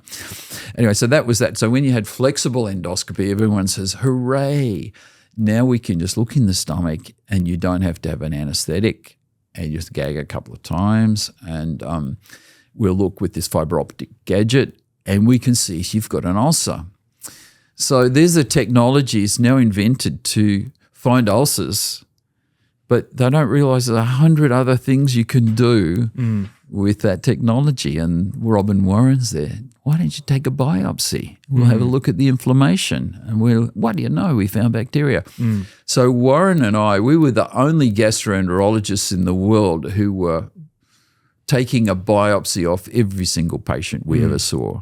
And so by the time, we put the whole thing together, we had 1,000 patients, 2,000 patients, 3,000 patients in our repertoire to, test it out. Yeah. And everyone, when we started talking about it, everyone said, well, how can you be so certain? It's just a new thing and you seem like you really know it. What's been going on? It's like, well, we've been doing it now for 3 years on thousands of people and treating them with antibiotics. Yeah. So we got pretty cocky about it at that point. So what I'm saying is there's a convergence of different technologies that made us realise it. Now, the fourth one that is really fabulous is that I think it was like 1979, Jimmy Carter and the National Library of Medicine put the Index Medicus, that's all the medical journals every month, went on the internet. So they had primitive internet by 1980. At that point, Robin Warren and I are getting together, 1980, 81. The Royal Perth Hospital Medical Library got a telex machine and we could query the international literature every month, looking for things about stomach and bacteria and gastritis and cancer. And we would send off a request and a day later we'd get a printout with different publications. So we started to see what was going on in the world. So it was MEDLINE? MEDLINE. Yep. Yeah. And then that's it would only give you the citation and then you would have to go find the physical. So we would say, here's the citation, and we would send back, give us the abstract, and then if we wanted to actually see the whole paper, the Australian National Library would have it. Oh, okay. And they would photocopy it and send copies. So we were like doing internet research remotely. So the period, it was like 2 or 3 weeks before you got anything back. Okay. But overnight you would get the abstracts. You might get the brief abstracts and you might get the title. From the computer. Yeah. And you say, number 26, give me that. And then they would, Royal Perth Hospital Library would get through their connections and then get it back. And they would sometimes get faxes from America or Switzerland or someplace. So we started doing proper research at that point. Yeah. And the thing is that I think eventually maybe it might have been Clinton said it's free.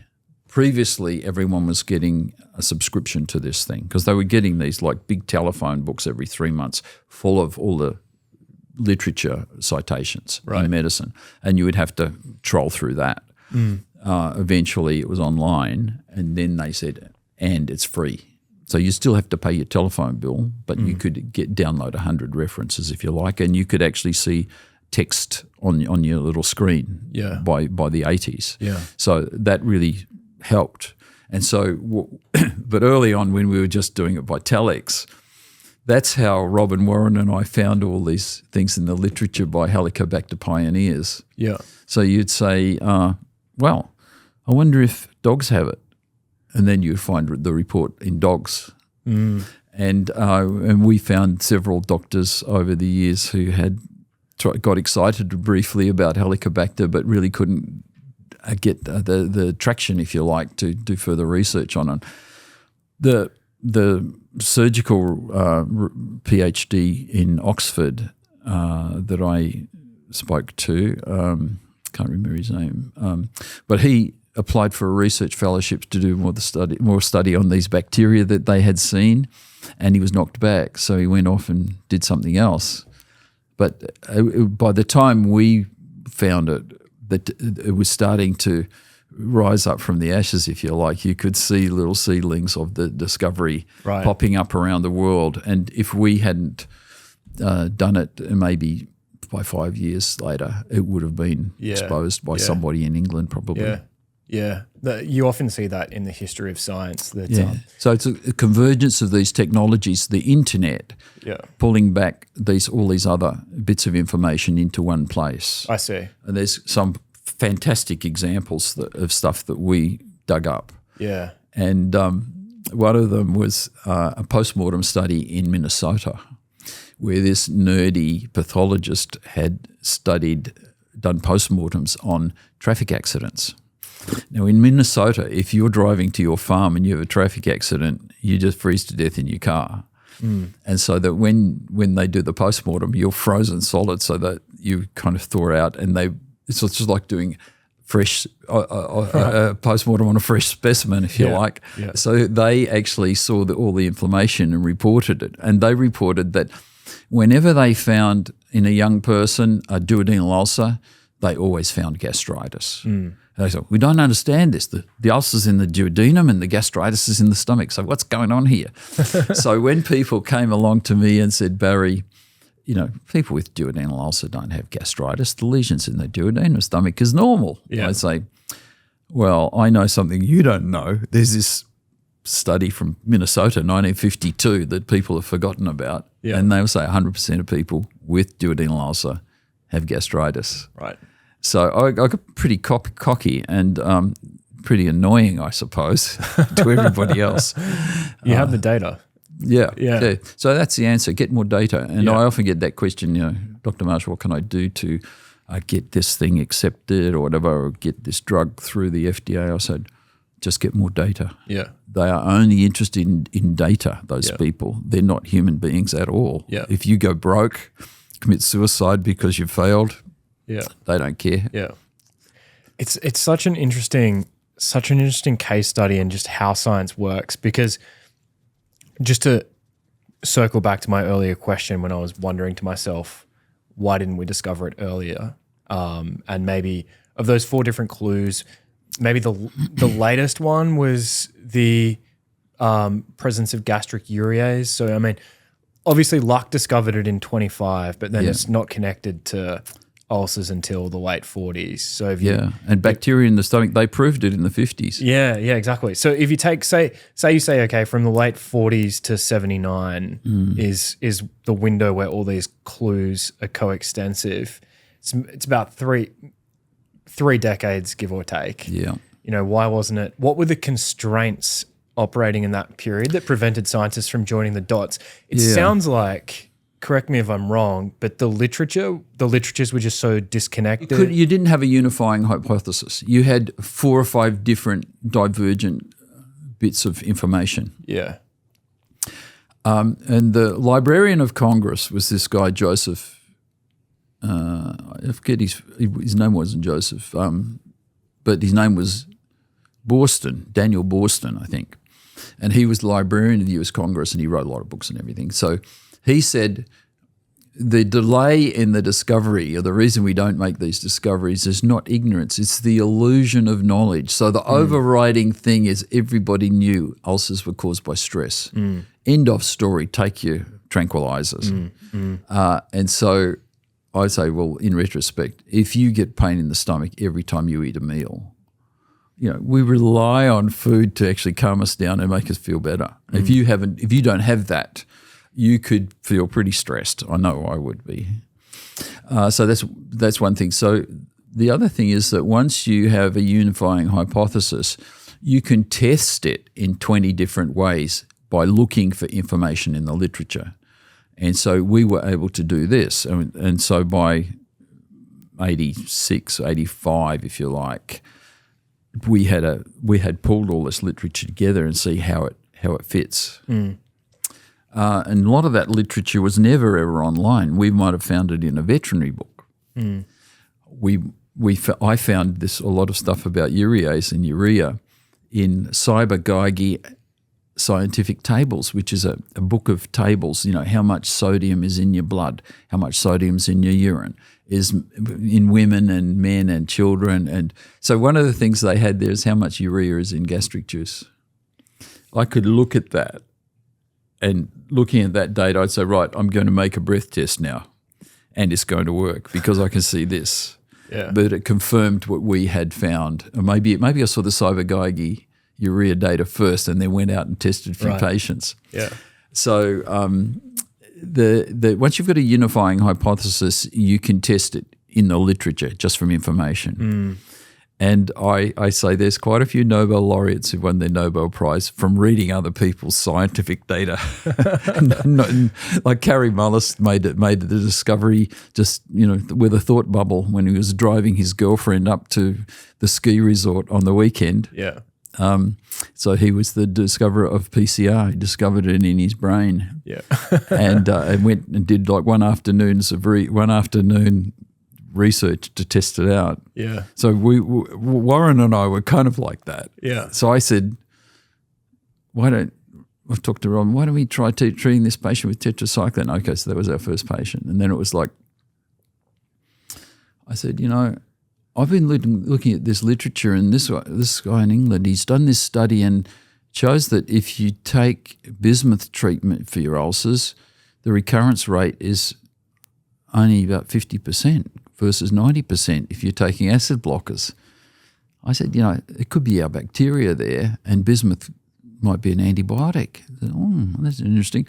So, of course, then I got some bismuth and tested it. It was the best thing for killing Helicobacter pylori. It was like penicillin. And it was an ulcer treatment already on the market, so it actually accelerated things. So that was the eureka moment when in 1983 at Fremantle Hospital, we grew the Helicobacter, and I got hold of some bismuth medicine. I actually had Pepto-Bismol, which is a pink stomach medicine that's been on the market in the supermarkets for 100 years in America. So I got hold of some. We made a disc of Pepto-Bismol, put it on this culture of Helicobacter and put it in the incubator. And Monday morning after work, it was like 4:30 in the afternoon, I said, I better check those culture plates I've got in there. And there it was. The disc in the middle of the plate was covered in Helicobacter, and the disc in the middle with the bismuth on it was there, and there was like a 5 centimetre diameter zone around that disc where all the Helicobacters had been killed. Yeah, wow. So I said, right, get me some of this. We're going to test it out on a few patients. Yeah. And that was just, probably called Robin Warren and spoke to the pathologist. Look, I want to test this. And extremely exciting after that. That was more exciting, I think, equally exciting of the self-experiment result. Oh, interesting. Yeah, so that happened a few months before I did the self-experiment, but I got a bit cheeky then and started publishing. Yeah. I just want to pick up on one other interesting lesson in something you said. You mentioned like the new technology of endoscopes. Yeah. It's interesting because often in the history of science, it's actually technology that becomes the platform for new scientific discoveries. Correct. And it sounds like, fiberoptic endoscopes didn't become common until the 1970s. Yep. And it sounds like that was a big enabling factor for you and Warren. So it was pretty much established. I was seeing endoscopies from 75 onwards, and it was tricky technology. It wasn't very bright, but we'd have a darkened room to look down. And, of course, we never used to wear gloves, and these things would be splashing stomach juice on all the gastroenterologists who caught Helicobacter. So we did some studies on gastroenterologists. They had twice as much Helicobacter as any other medical profession, That makes sense. Yeah. The 1954 study by Palmer, who was this kind of sort of titan of American gastroenterology, they looked at over 1,100 gastric samples and couldn't find spiral bacteria in any of them. And that sort of solidified the consensus around the idea that the stomach was sterile and probably reduced a lot of the enthusiasm for researching, looking for bacteria in the stomach. How did he miss H. pylori with that many subjects? There was someone in his lab was cheating. That's the only thing you can think of. Really? Oh, really? So Palmer, he was a great pathologist, and he used to run Walter Reed Hospital pathology department. Okay. And so you can imagine World War II, there's all kinds of body tissue turning up in different places, tropical diseases. So they were actually the doyens of pathology in the United States. If they said something, you believed it. So Palmer was great. But I met Stone Friedberg when I was in Boston. Years later, he was in his 90s. He was about 96, still seeing patients. But he was a cardiologist and a general physician. But he published a paper in 1937 or so finding bacteria in the stomach of patients who had gastrectomy, mostly for ulcers. So I think he found it in 46% of his samples. And he presented it, and then it was like World War II, and there was diabetes had just been discovered, or insulin had been discovered. So there's all kinds of fancy stuff going on in medicine, and he became a general physician and a cardiologist, I think. So he did okay. But a few years later, after the war, Palmer and his friends decided to check the bacteria issue. And so he said to his registrar or research fellow, he said, look, there's 1,100 samples in our biopsy collection. Go down and have a look at those and see if any of them got these bacteria. And so then he gets this report back a few months later. So we looked at them. We really couldn't see them, couldn't see any. And so he says, okay, he signed off on the paper. He was the senior author, and I don't know who was on the paper besides him, because you just remember him. You remember when famous people make horrible mistakes, and so everybody believed it and never bothered to look. So the only way you could miss these bacteria was by not doing proper research, not staining them properly, or just totally faking it. Yeah. So it was inexplainable, but he was deceased by the time I started asking this question. So either someone got lazy and said, oh, look, if we say there's no bacteria, that fits with the paradigm, it's a pretty safe thing to say, there was some sort of malicious. So Palmer might have said to him, look, this is rubbish. Yeah. Bacteria can't live in the stomach. Just go and look at these things and then publish a paper, and then we'll give you your PhD and off you go. Right. So that was it. And I don't think he never went and looked at them. Yeah. So that gets on to fraud and in scientific research and how important it can be not to do it. So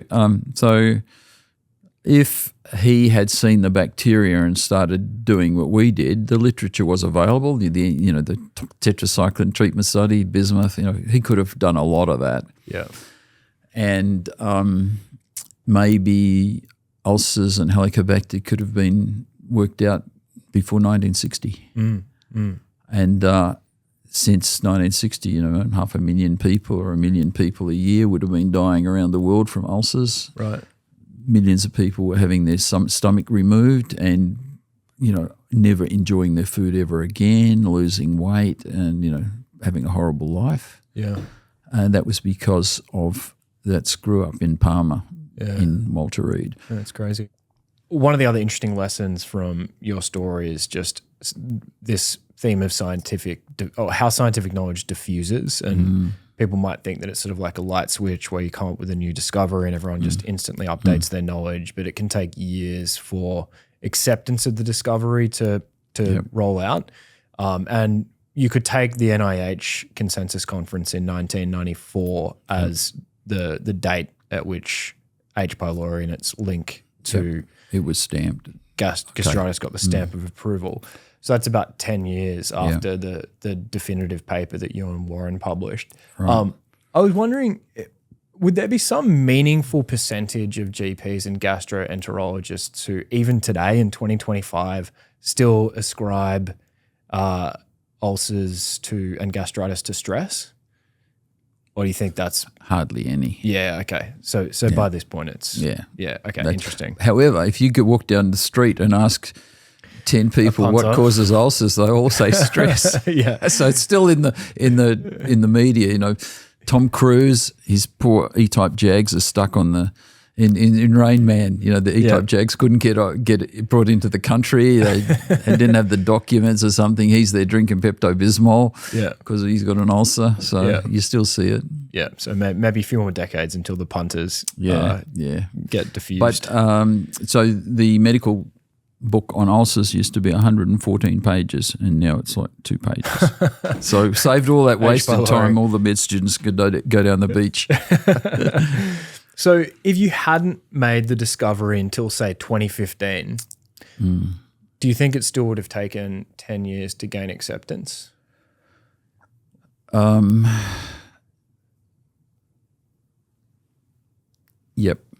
Well, I suppose with the internet and me doing a podcast or two about it and everything, and then maybe it helps if you have a commercial product that someone's going to sponsor. And so that happens a lot faster these days. But if I discovered that something that was out of patent and was just generic, it's a bit harder because who's going to spend the money? They're never going to get their money back on it. Yeah. So what I discovered is that the US system, the capitalistic system, actually works very well if you can connect into the people who are going to spend $100 million and promulgate this new treatment. Yeah. So that on the one hand, if you couldn't get the financing, nothing would happen. It would be very hard. So we had both of those. So in Australia, no, there wasn't anybody selling anything related to Helicobacter treatment or doing big clinical trials until I did one in Australia. So NH and MRC had to fund it, and it took a few years, and then it kind of leaked out and diffused out. And then we had to wait until there was a treatment before anybody really had conferences about it and approved it in other countries. So you have to do that work. So all you can do as a scientist is focus on the data. You may get a patent or two, but I'd say don't let it ruin your life. Let the university do it, because you'll get a percentage of it in the end, and the university's not going to give it away for free. So other people can do that. They've got professionals to do that. So that's a mistake I made, that I tried to do it all myself a little bit. Now I slowed it down a little bit, but the connection I made was with Procter & Gamble, who made Pepto-Bismol, and they realised they had an ulcer product there. So then, money started coming out for research to an extent, and then finally AstraZeneca had omeprazole, which with amoxicillin was really going to cure a lot of it, and it's going to be easy to take and safe. They already got the product. So then in the 90s, they spread the word on it. And so that finally in the 2005, the Nobel Committee didn't have any scary doubts about it. It was totally proven. Okay. A couple of questions on the concept of self-experimentation, because your self-experiment in 1984 where you drank the H. pylori to try and prove the link between the infection and gastritis, probably one of the most famous self-experiments in the history of science. I live to tell the tale. And I was curious, given your famous self-experiment, do many scientists confide in you about self-experiments of their own? Some. Okay. And so I think I set a good example in some way, in that if somebody is in an early stage and they can plan a reasonable self-experiment, it's not going to be too dangerous, ethics committees will approve it these days. Okay. So it's likely that the ethics committee at Fremantle Hospital would have approved mine, but things were moving pretty fast for me at that time, and I was just getting frustrated that I could not break this barrier. Is it commensal or is it a pathogen? Right. So the pathology data was proof as far as I was concerned, but we didn't have an animal model, so you couldn't do that. Yeah. And most gastroenterologists and normal people, you show them a pathology slide, they don't actually see the importance of white cells, and it doesn't resonate with them, if you like. And so it was a stumbling block for me. And I thought I need to do it. And can I risk getting it knocked back? Well, no. And can I risk that, it's going to take months before they sign off on it and give me all kinds of hassles with it? So I decided, I need to find out. And so maybe I'll do it. In fact, I had submitted a MD thesis a couple of years before, and animal studies was part of it. And the last line was, if I can't infect animals, I'll get a human volunteer. So at that point, nobody was shocked or anything. So it had kind of passed muster at that level. Yeah. So I read a paper saying that a lot of self-experimentation happens behind the scenes, but it's just not documented because of potential worries about ethics committees. I don't know. If you had a dramatic experiment like mine, you would probably document it, but actually my paper was written in the third person, Yeah. So a volunteer did this or that. And it wasn't for a couple of years until you revealed who that was, right? Yeah, so people kind of knew, I think. But these days, if you tried to get that paper published without an ethics committee, the journal wouldn't look at it. Okay. They'd be criticised too much. Yeah, okay. So these days, you have to cross the T's, dot the I's as far as ethics committee, because there's a lot of stuff that's been criticised over the years.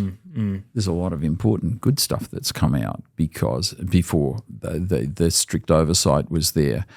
But it's a bit too risky for journals to start publishing it. If they say, there's an ethics committee, they signed off on it, well, then the responsibility for all that is the ethics committee. Yeah. So recently there was a professor who was trying out new treatments for COVID in Barcelona, I recall. And, I know that guy peripherally. He was a great microbiologist, but of course they found out that he was using one ethics committee application for the last 10 years for all this different research and just putting the same number on things. And so he was severely criticised. So you can't do it these days.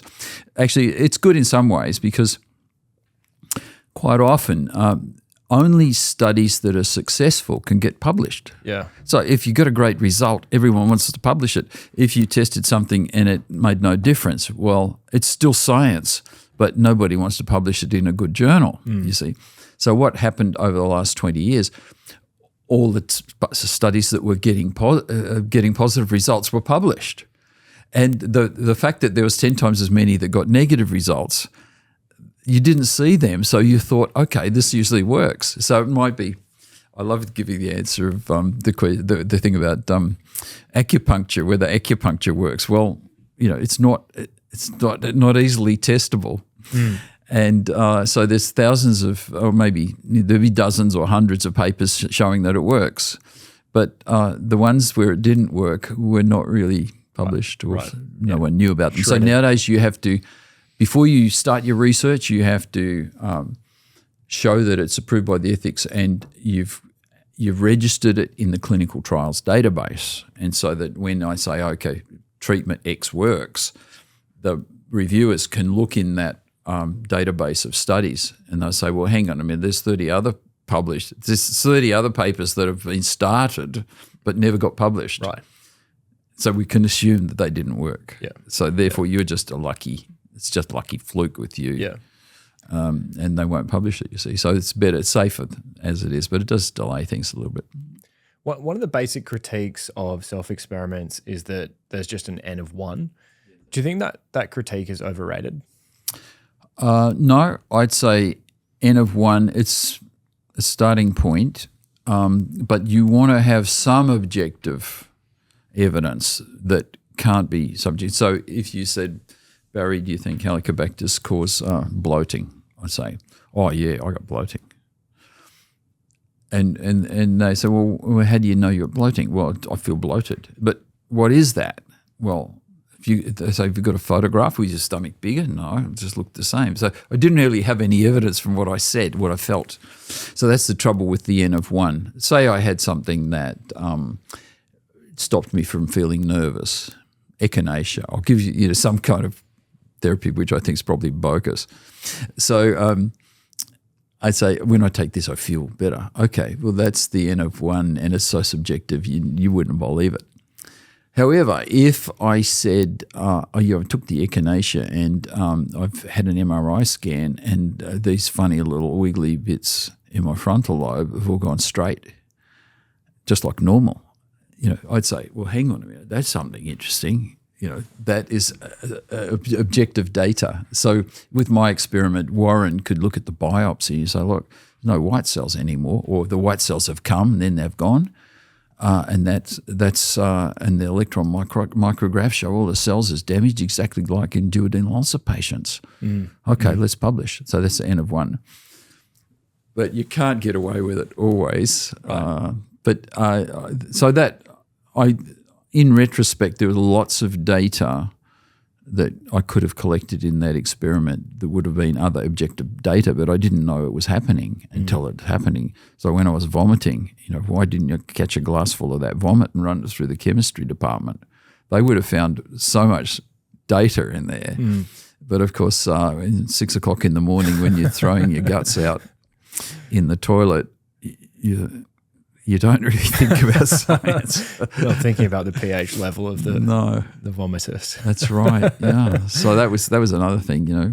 A bit of a serendipity that I discovered that Helicobacter ruined your stomach acid.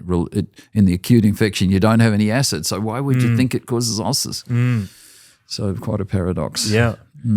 So there's a phenomenon I've noticed in the history of science, which is that partnerships of two people seem to be unusually productive. Many famous examples: Marie and Pierre Curie, Carl and Gertie Corey, Watson and Crick, many others. If I try to model what makes those partnerships unusually effective, the first sort of starting point is just to note that there's usually some kind of complementarity. And I think the complementary skill sets for you and Robin were he sort of brought the pathology side and you brought the clinical side. But when I was reading about your collaboration, so some of these partnerships feel a lot like marriages.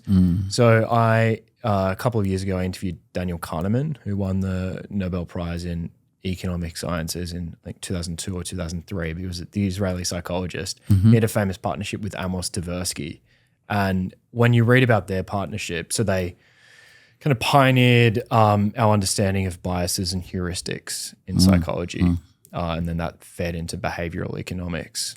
If you read about their partnership, it sounds a lot like a marriage. It was like platonic but incredibly intense. And if I read about your and Warren's partnership, it seemed like a little more complicated, maybe not so much like a marriage. There was the sort of the individual letters in 1983, and then I know it was the 1984 paper was like a very difficult process of drafting that. And I think eventually your wives got involved one night at your house, and they wouldn't let you leave the room until you'd settled on a final draft, which then was accepted without any changes, which is impressive. But I wanted to hear how, in your words, how you would describe the character of your collaboration with Warren.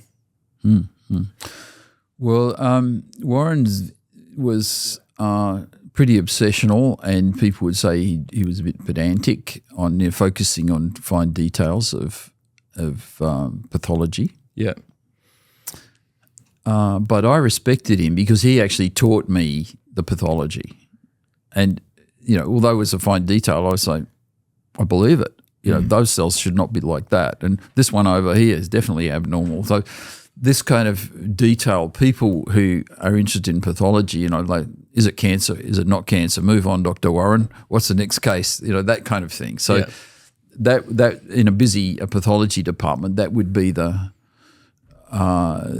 usual interaction with Dr. Warren. Yeah. And it's like, look, this meeting finishes in 2 minutes. We've got 8 more cases, Dr. Warren. Could you stop talking about that one? Get on to the next 3 or something. So that would happen with Robin. But Robin had this, you could complain and do the same complaint to him every week. It would make no difference to him. Water off a duck's back. That was Robin. He was in stone as far as that was concerned. So that was good for him as a pathologist and actually in his life, because a lot of people don't know that he had epilepsy. So he had this occasional epileptic attacks. So he needed to be pretty rigid in what he did. Otherwise, he'd fall off the rails. And he did break his hip at one point, falling off his bike. So, I respected that. He used to smoke little cigars. And I used to sit down there with him, and also like an ex-smoker, and I'd have a cigar with him. The interaction was that every week we would do a few hours together, looking down the microscope at these cases. Is that side by side at the bench? Yeah, both looking down the same microscope, or the two-headed microscope. Yeah, and so you don't realise what a pathologist does. So in the middle of one of these sessions, someone comes in and gives him a slide, and he says, hang on a minute, he looks at it on the microscope, and then 5 minutes later the phone rings from the theatre, and the surgeon says, what do you think, Robin? Is this cancer? He says, yes, definitely a sarcoma. Take the leg off. Hit, click. So making decisions like that, you have to be exact and meticulous and, if you like, pedantic or obsessional. So that was right. Robin. But I'd be there like, Robin, okay, I'm going to go and treat somebody. Or I've got this patient, he's still waiting in the emergency, and I think we could use the patient. He might feel better. So, or Robin, I've got to get some samples from cats. Where can I get them? So I had 20 different research projects going on at once. Yeah. And but Robin was a bit. He was focused on the results of pathology, and I could say, right, let's go and look at the cats and dogs and whatever. So I was all over the place, and it was good for him to pull me back and focus. Look, you can't publish all that, and our wife said the same thing. There's 10 papers here. Why don't you just publish one of them and focus down? And so we were, and I'd be writing a paper with 20 different ideas in it, and he was saying, "No, there's one idea here. Germs cause gastritis, and that causes ulcers." So eventually we became compatible. I knew what Robin was like, and I accepted the deficiencies in my own personality, and maybe vice versa. So it was a good partnership, and I think, because also I liked talking to people and studying, things like that. So the fact that Robin would run overtime on a lot of these sessions didn't really worry to me too much. But of course my wife was like, well, how come you're not home at 5:30, Barry? Oh, I had a session with Robin. So that used to go on. So you're right. We were different. I was looking at diverse sources of information. And Robin was focusing on the statistics and the biopsies and inflammation. So the great story is in 1982, we could not do the statistics on gastritis and Helicobacter to show the association, because the p-value was always 0.00000, five digits, and we wanted to find out exactly. So then the Hewlett-Packard 11C calculator came on the market, which could do factorial 64. So Robin and he bought one, and we did it, and it was P equals 0.1001, which was very satisfying. Yeah. Okay. That's one of the best p-values you'll find. I've never seen anything like that. Was there ever a moment where the collaboration seemed at risk? When we wanted to publish letters to the Lancet, Robin sort of said, well, when you walked in the door, Barry, I already had the association with gastritis pretty much worked out, and I had enough data. I could have published that, and I had some drawings of bacteria, so I could have done that. And I said, fair enough, but since I'd been working with him for 18 months at that stage, I said, but now you want to publish in the Lancet instead of an obscure pathology journal. Maybe not obscure, but I said, if you want to publish in the Lancet, that is because you've got the next chapter, which is the clinical data. And although we are going to publish about gastritis. This is our letters to the Lancet. We've got the whole picture here now because we've got bacteria and we know that they cause ulcers, even though it's not present in these letters, and it could cause cancer. So we knew that this observation under the microscope of a bit of pathology really was translational into an important disease. And so at that point, I sort of put my foot down and I said, well, you can't publish any of it. Since I walked in the door in your office, your publication has to stop at that point. And then we can be joint authors on the second half of. But the reason it'll go in the Lancet is not because it's a bit of pathology. It's because it's an important clinical thing. Yeah.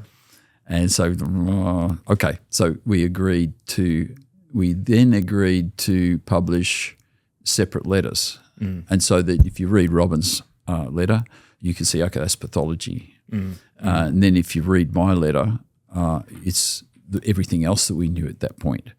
But the key word that I was the one that worked out that it was likely to cause stomach cancer because I've read the literature on gastritis and cancer.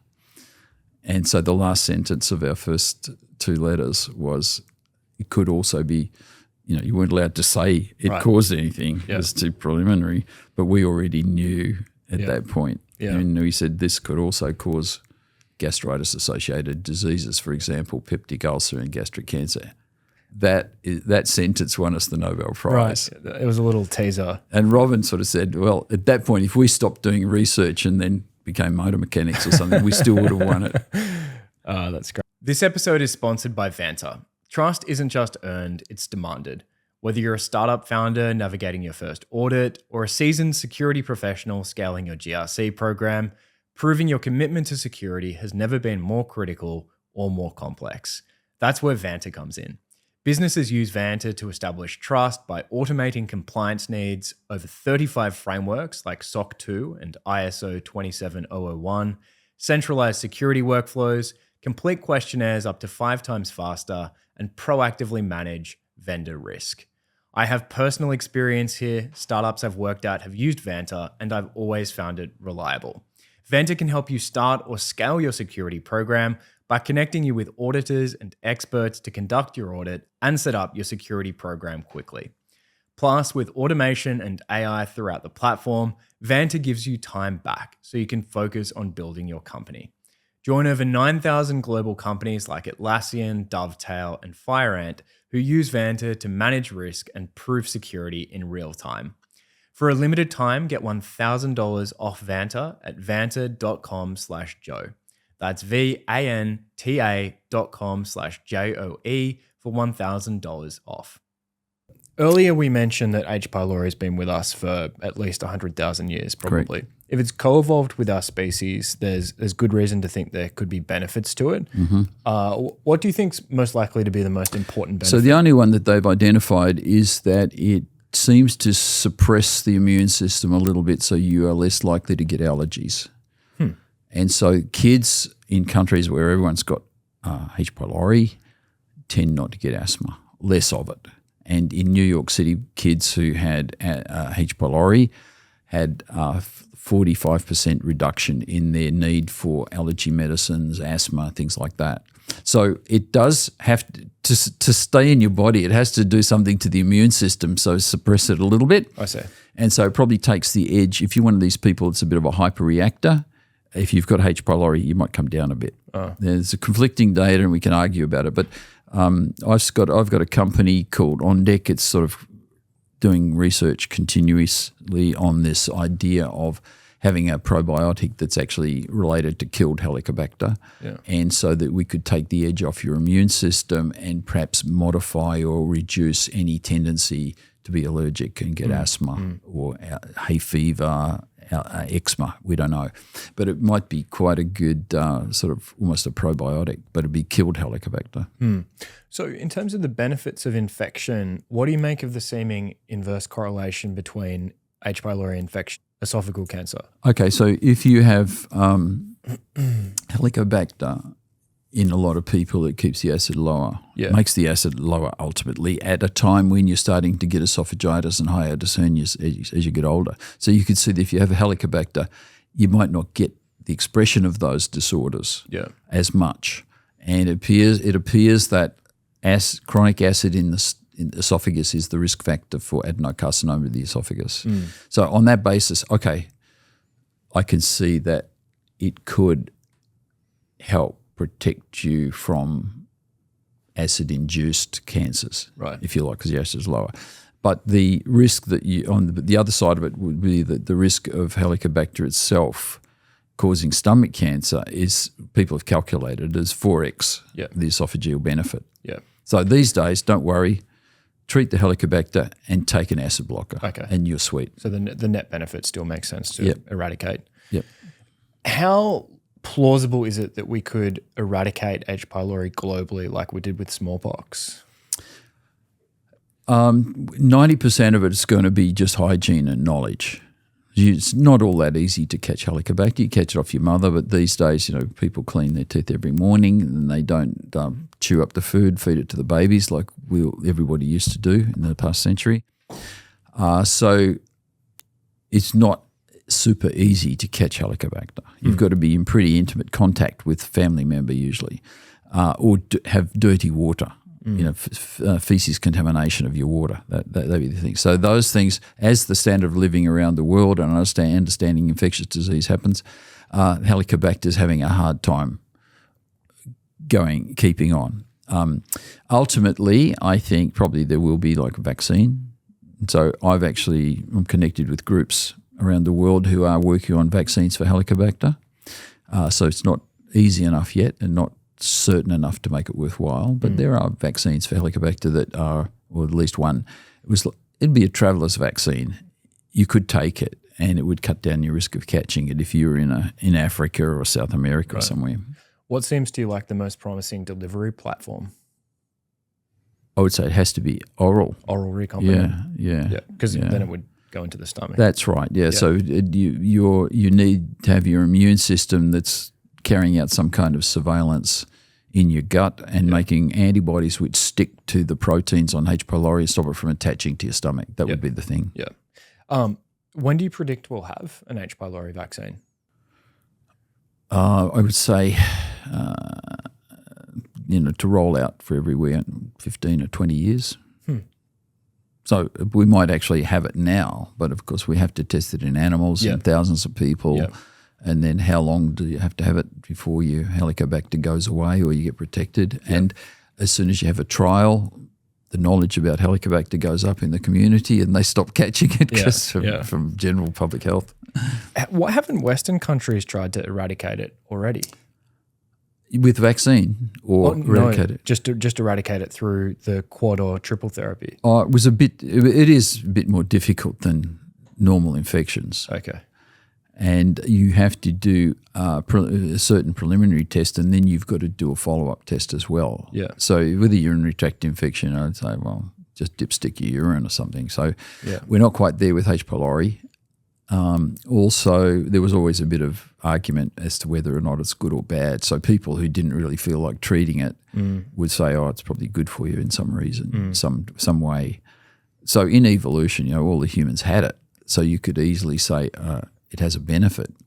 But what we think is that it only had a benefit in childhood related to allergies. That'd be the thing. I see. After that, you've lived too long. Time for you to go. Yeah. And Helicobacter will help you on your way. Is Japan still the country to beat when it comes to screening and eradication programs? Well, probably. I think the children in Japan are only 2% infected as far as the data I've seen. So that means the next generation's not going to have it. Yeah. And if you've been to Japan a few times, they are extremely clean in Japan. I mean, anybody who eats raw fish all the time needs to make sure there's no germs around. Is there something they do really well in screening and eradication that Western countries like Australia could easily copy? No. They just test for it. So they have numerous tests on the market and they are screened. They've actually had a feces test, urine test, breath tests, and endoscopy. And actually they already had universal endoscopic cancer screening, and I think they still have it. From the age of 40 onwards, you can have an endoscopy every 2 years, and they'll take some biopsies and look for it. So they already had awareness of stomach cancer and protection, and half the population used to do that, which was endoscopy. And I think I'm not sure whether they still do, probably still do. So Helicobacter kind of got caught up in that and was going to be half of the people in Japan already had a way of finding it and treating it. So it's happened pretty quick. Once the government signed off on the treatment and started paying for it, everybody wanted it. Right. Okay, last question, Barry. Okay. So one way of describing the paradigm shift that you and Dr. Warren initiated is that you blurred the long-held distinction between infectious diseases and chronic diseases, because we discovered what we thought was a chronic disease was actually caused by a pathogen. Are there any other chronic conditions, arthritis, Alzheimer's, IBS, schizophrenia, diabetes, obesity, that you think will eventually come to discover are actually caused by microbes? Or which ones seem out of the most- ones? That's a pretty good list. So I'm interested in all of those. So since PCR's come out, any kind of chronic disease, people have been looking for germs, viruses, with using molecular probes and things like that. So recently one of these probably bogus papers was finding genomes of bacteria and viruses in bits of brain and in bits of tumours, things like that. So it's a situation of early reports and positive results getting reported, and everybody's excited and hyped up. So that's been going on a lot, but pretty lean pickings for most of it. So I would say, I would say almost certainly types of Alzheimer's are probably a viral illness, whether it's chronic or whether damage was done years ago and something leads on. So, for instance, polio, I was just talking about this the other day, that people who have polio as children are more likely to get motor neurone disease when they're adults. Now, they're more likely than another group that never had polio, but nevertheless, most motor neurone disease is not polio, is not related to that. So that's the kind of evidence that's exciting. And a lot of these autoimmune diseases like Crohn's disease and colitis, for example, they look like infections. If Warren had seen bacteria on colitis, he'd say those white cells are doing something, fighting the bacteria. But it's not obvious at the moment about that. So I say keep looking, but what we have to do is look in early life. And my thought is that if little children, from the day they're born, we should be looking at their microbiome and documenting they had a cold, they had a runny nose, they had diarrhea, they vomited. Just like, and each time something happens, we collect a bit of it and put it in the fridge. And then 20 years later, someone will discover a virus. We've got a probe for it. Like, let's go and look at all those samples that we stored. So that kind of data and biobanking is going to unlock a few of these. I don't know how many. And I see data, there's tantalizing data out there. So, nuns with Alzheimer's, you could look at their application letter when they were 18 years old to get into the nunnery. This is in a study in Ireland.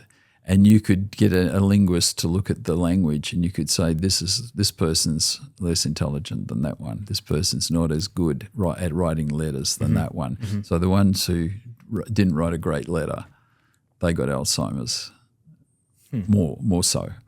So there's this ability to look longitudinally at illnesses and just normal people, and notice aberrations or trends is going to be important. That'll give us clues. And so all this stuff about big data and all this different kind of data we're collecting about ourselves, it's going to be, we're all going to have monitors on ourselves. All my labs, my hemoglobin and everything that I ever had taken in the last 20 years, I've got it on my computer. So it might not be easy to grab it all at the moment, but the health record, for example, I think the privacy stuff is we should think about it, maybe have a privacy ombudsman, but it's not front and center in most people, and you don't really care too much about it mostly. Right. So that is going to be an advantage. So 5 years or 10 years from now, things will be coming out of it, and they already are. So in San Francisco, where they've got, as I said, biobanking Kaiser Permanente serum since 1960 or something, every 20 years or every 10 years they do a massive randomized study around the United States and collect blood and data from everybody, and it's in a public database. That kind of thing is going to find out a few causes of these diseases. And we're getting new biologic therapies, working out what autoimmune disease is triggered by, hopefully. And we can say something's an autoimmune disease, and we know you're reacting, but at the moment we can't tell what started it. But this idea of finding the 3D structure of every antibody that's floating around in your blood and looking at everything else in the environment, we might be able to tell that it's really coming from dandelions or whatever. So I'm very optimistic, but it's going to take some skilled, smart PhDs looking at a lot of numbers and graphs on the screen. And I think we're really into the biologic century, if you like, and all that information will eventually be obvious to us, just as some information became obvious to me once we started to be able to query the online databases. Absolutely. Well, I've got through almost all of my questions. It's been really fun talking with you. Thanks so much. Well, thank you for obviously spending a lot of time preparing the questions. And it was fun answering because they were slightly different questions than I usually answer. Great. Amazing. Yeah. All right. Thanks so much, Barry. Okay. Appreciate it. Thank you very much, Joe.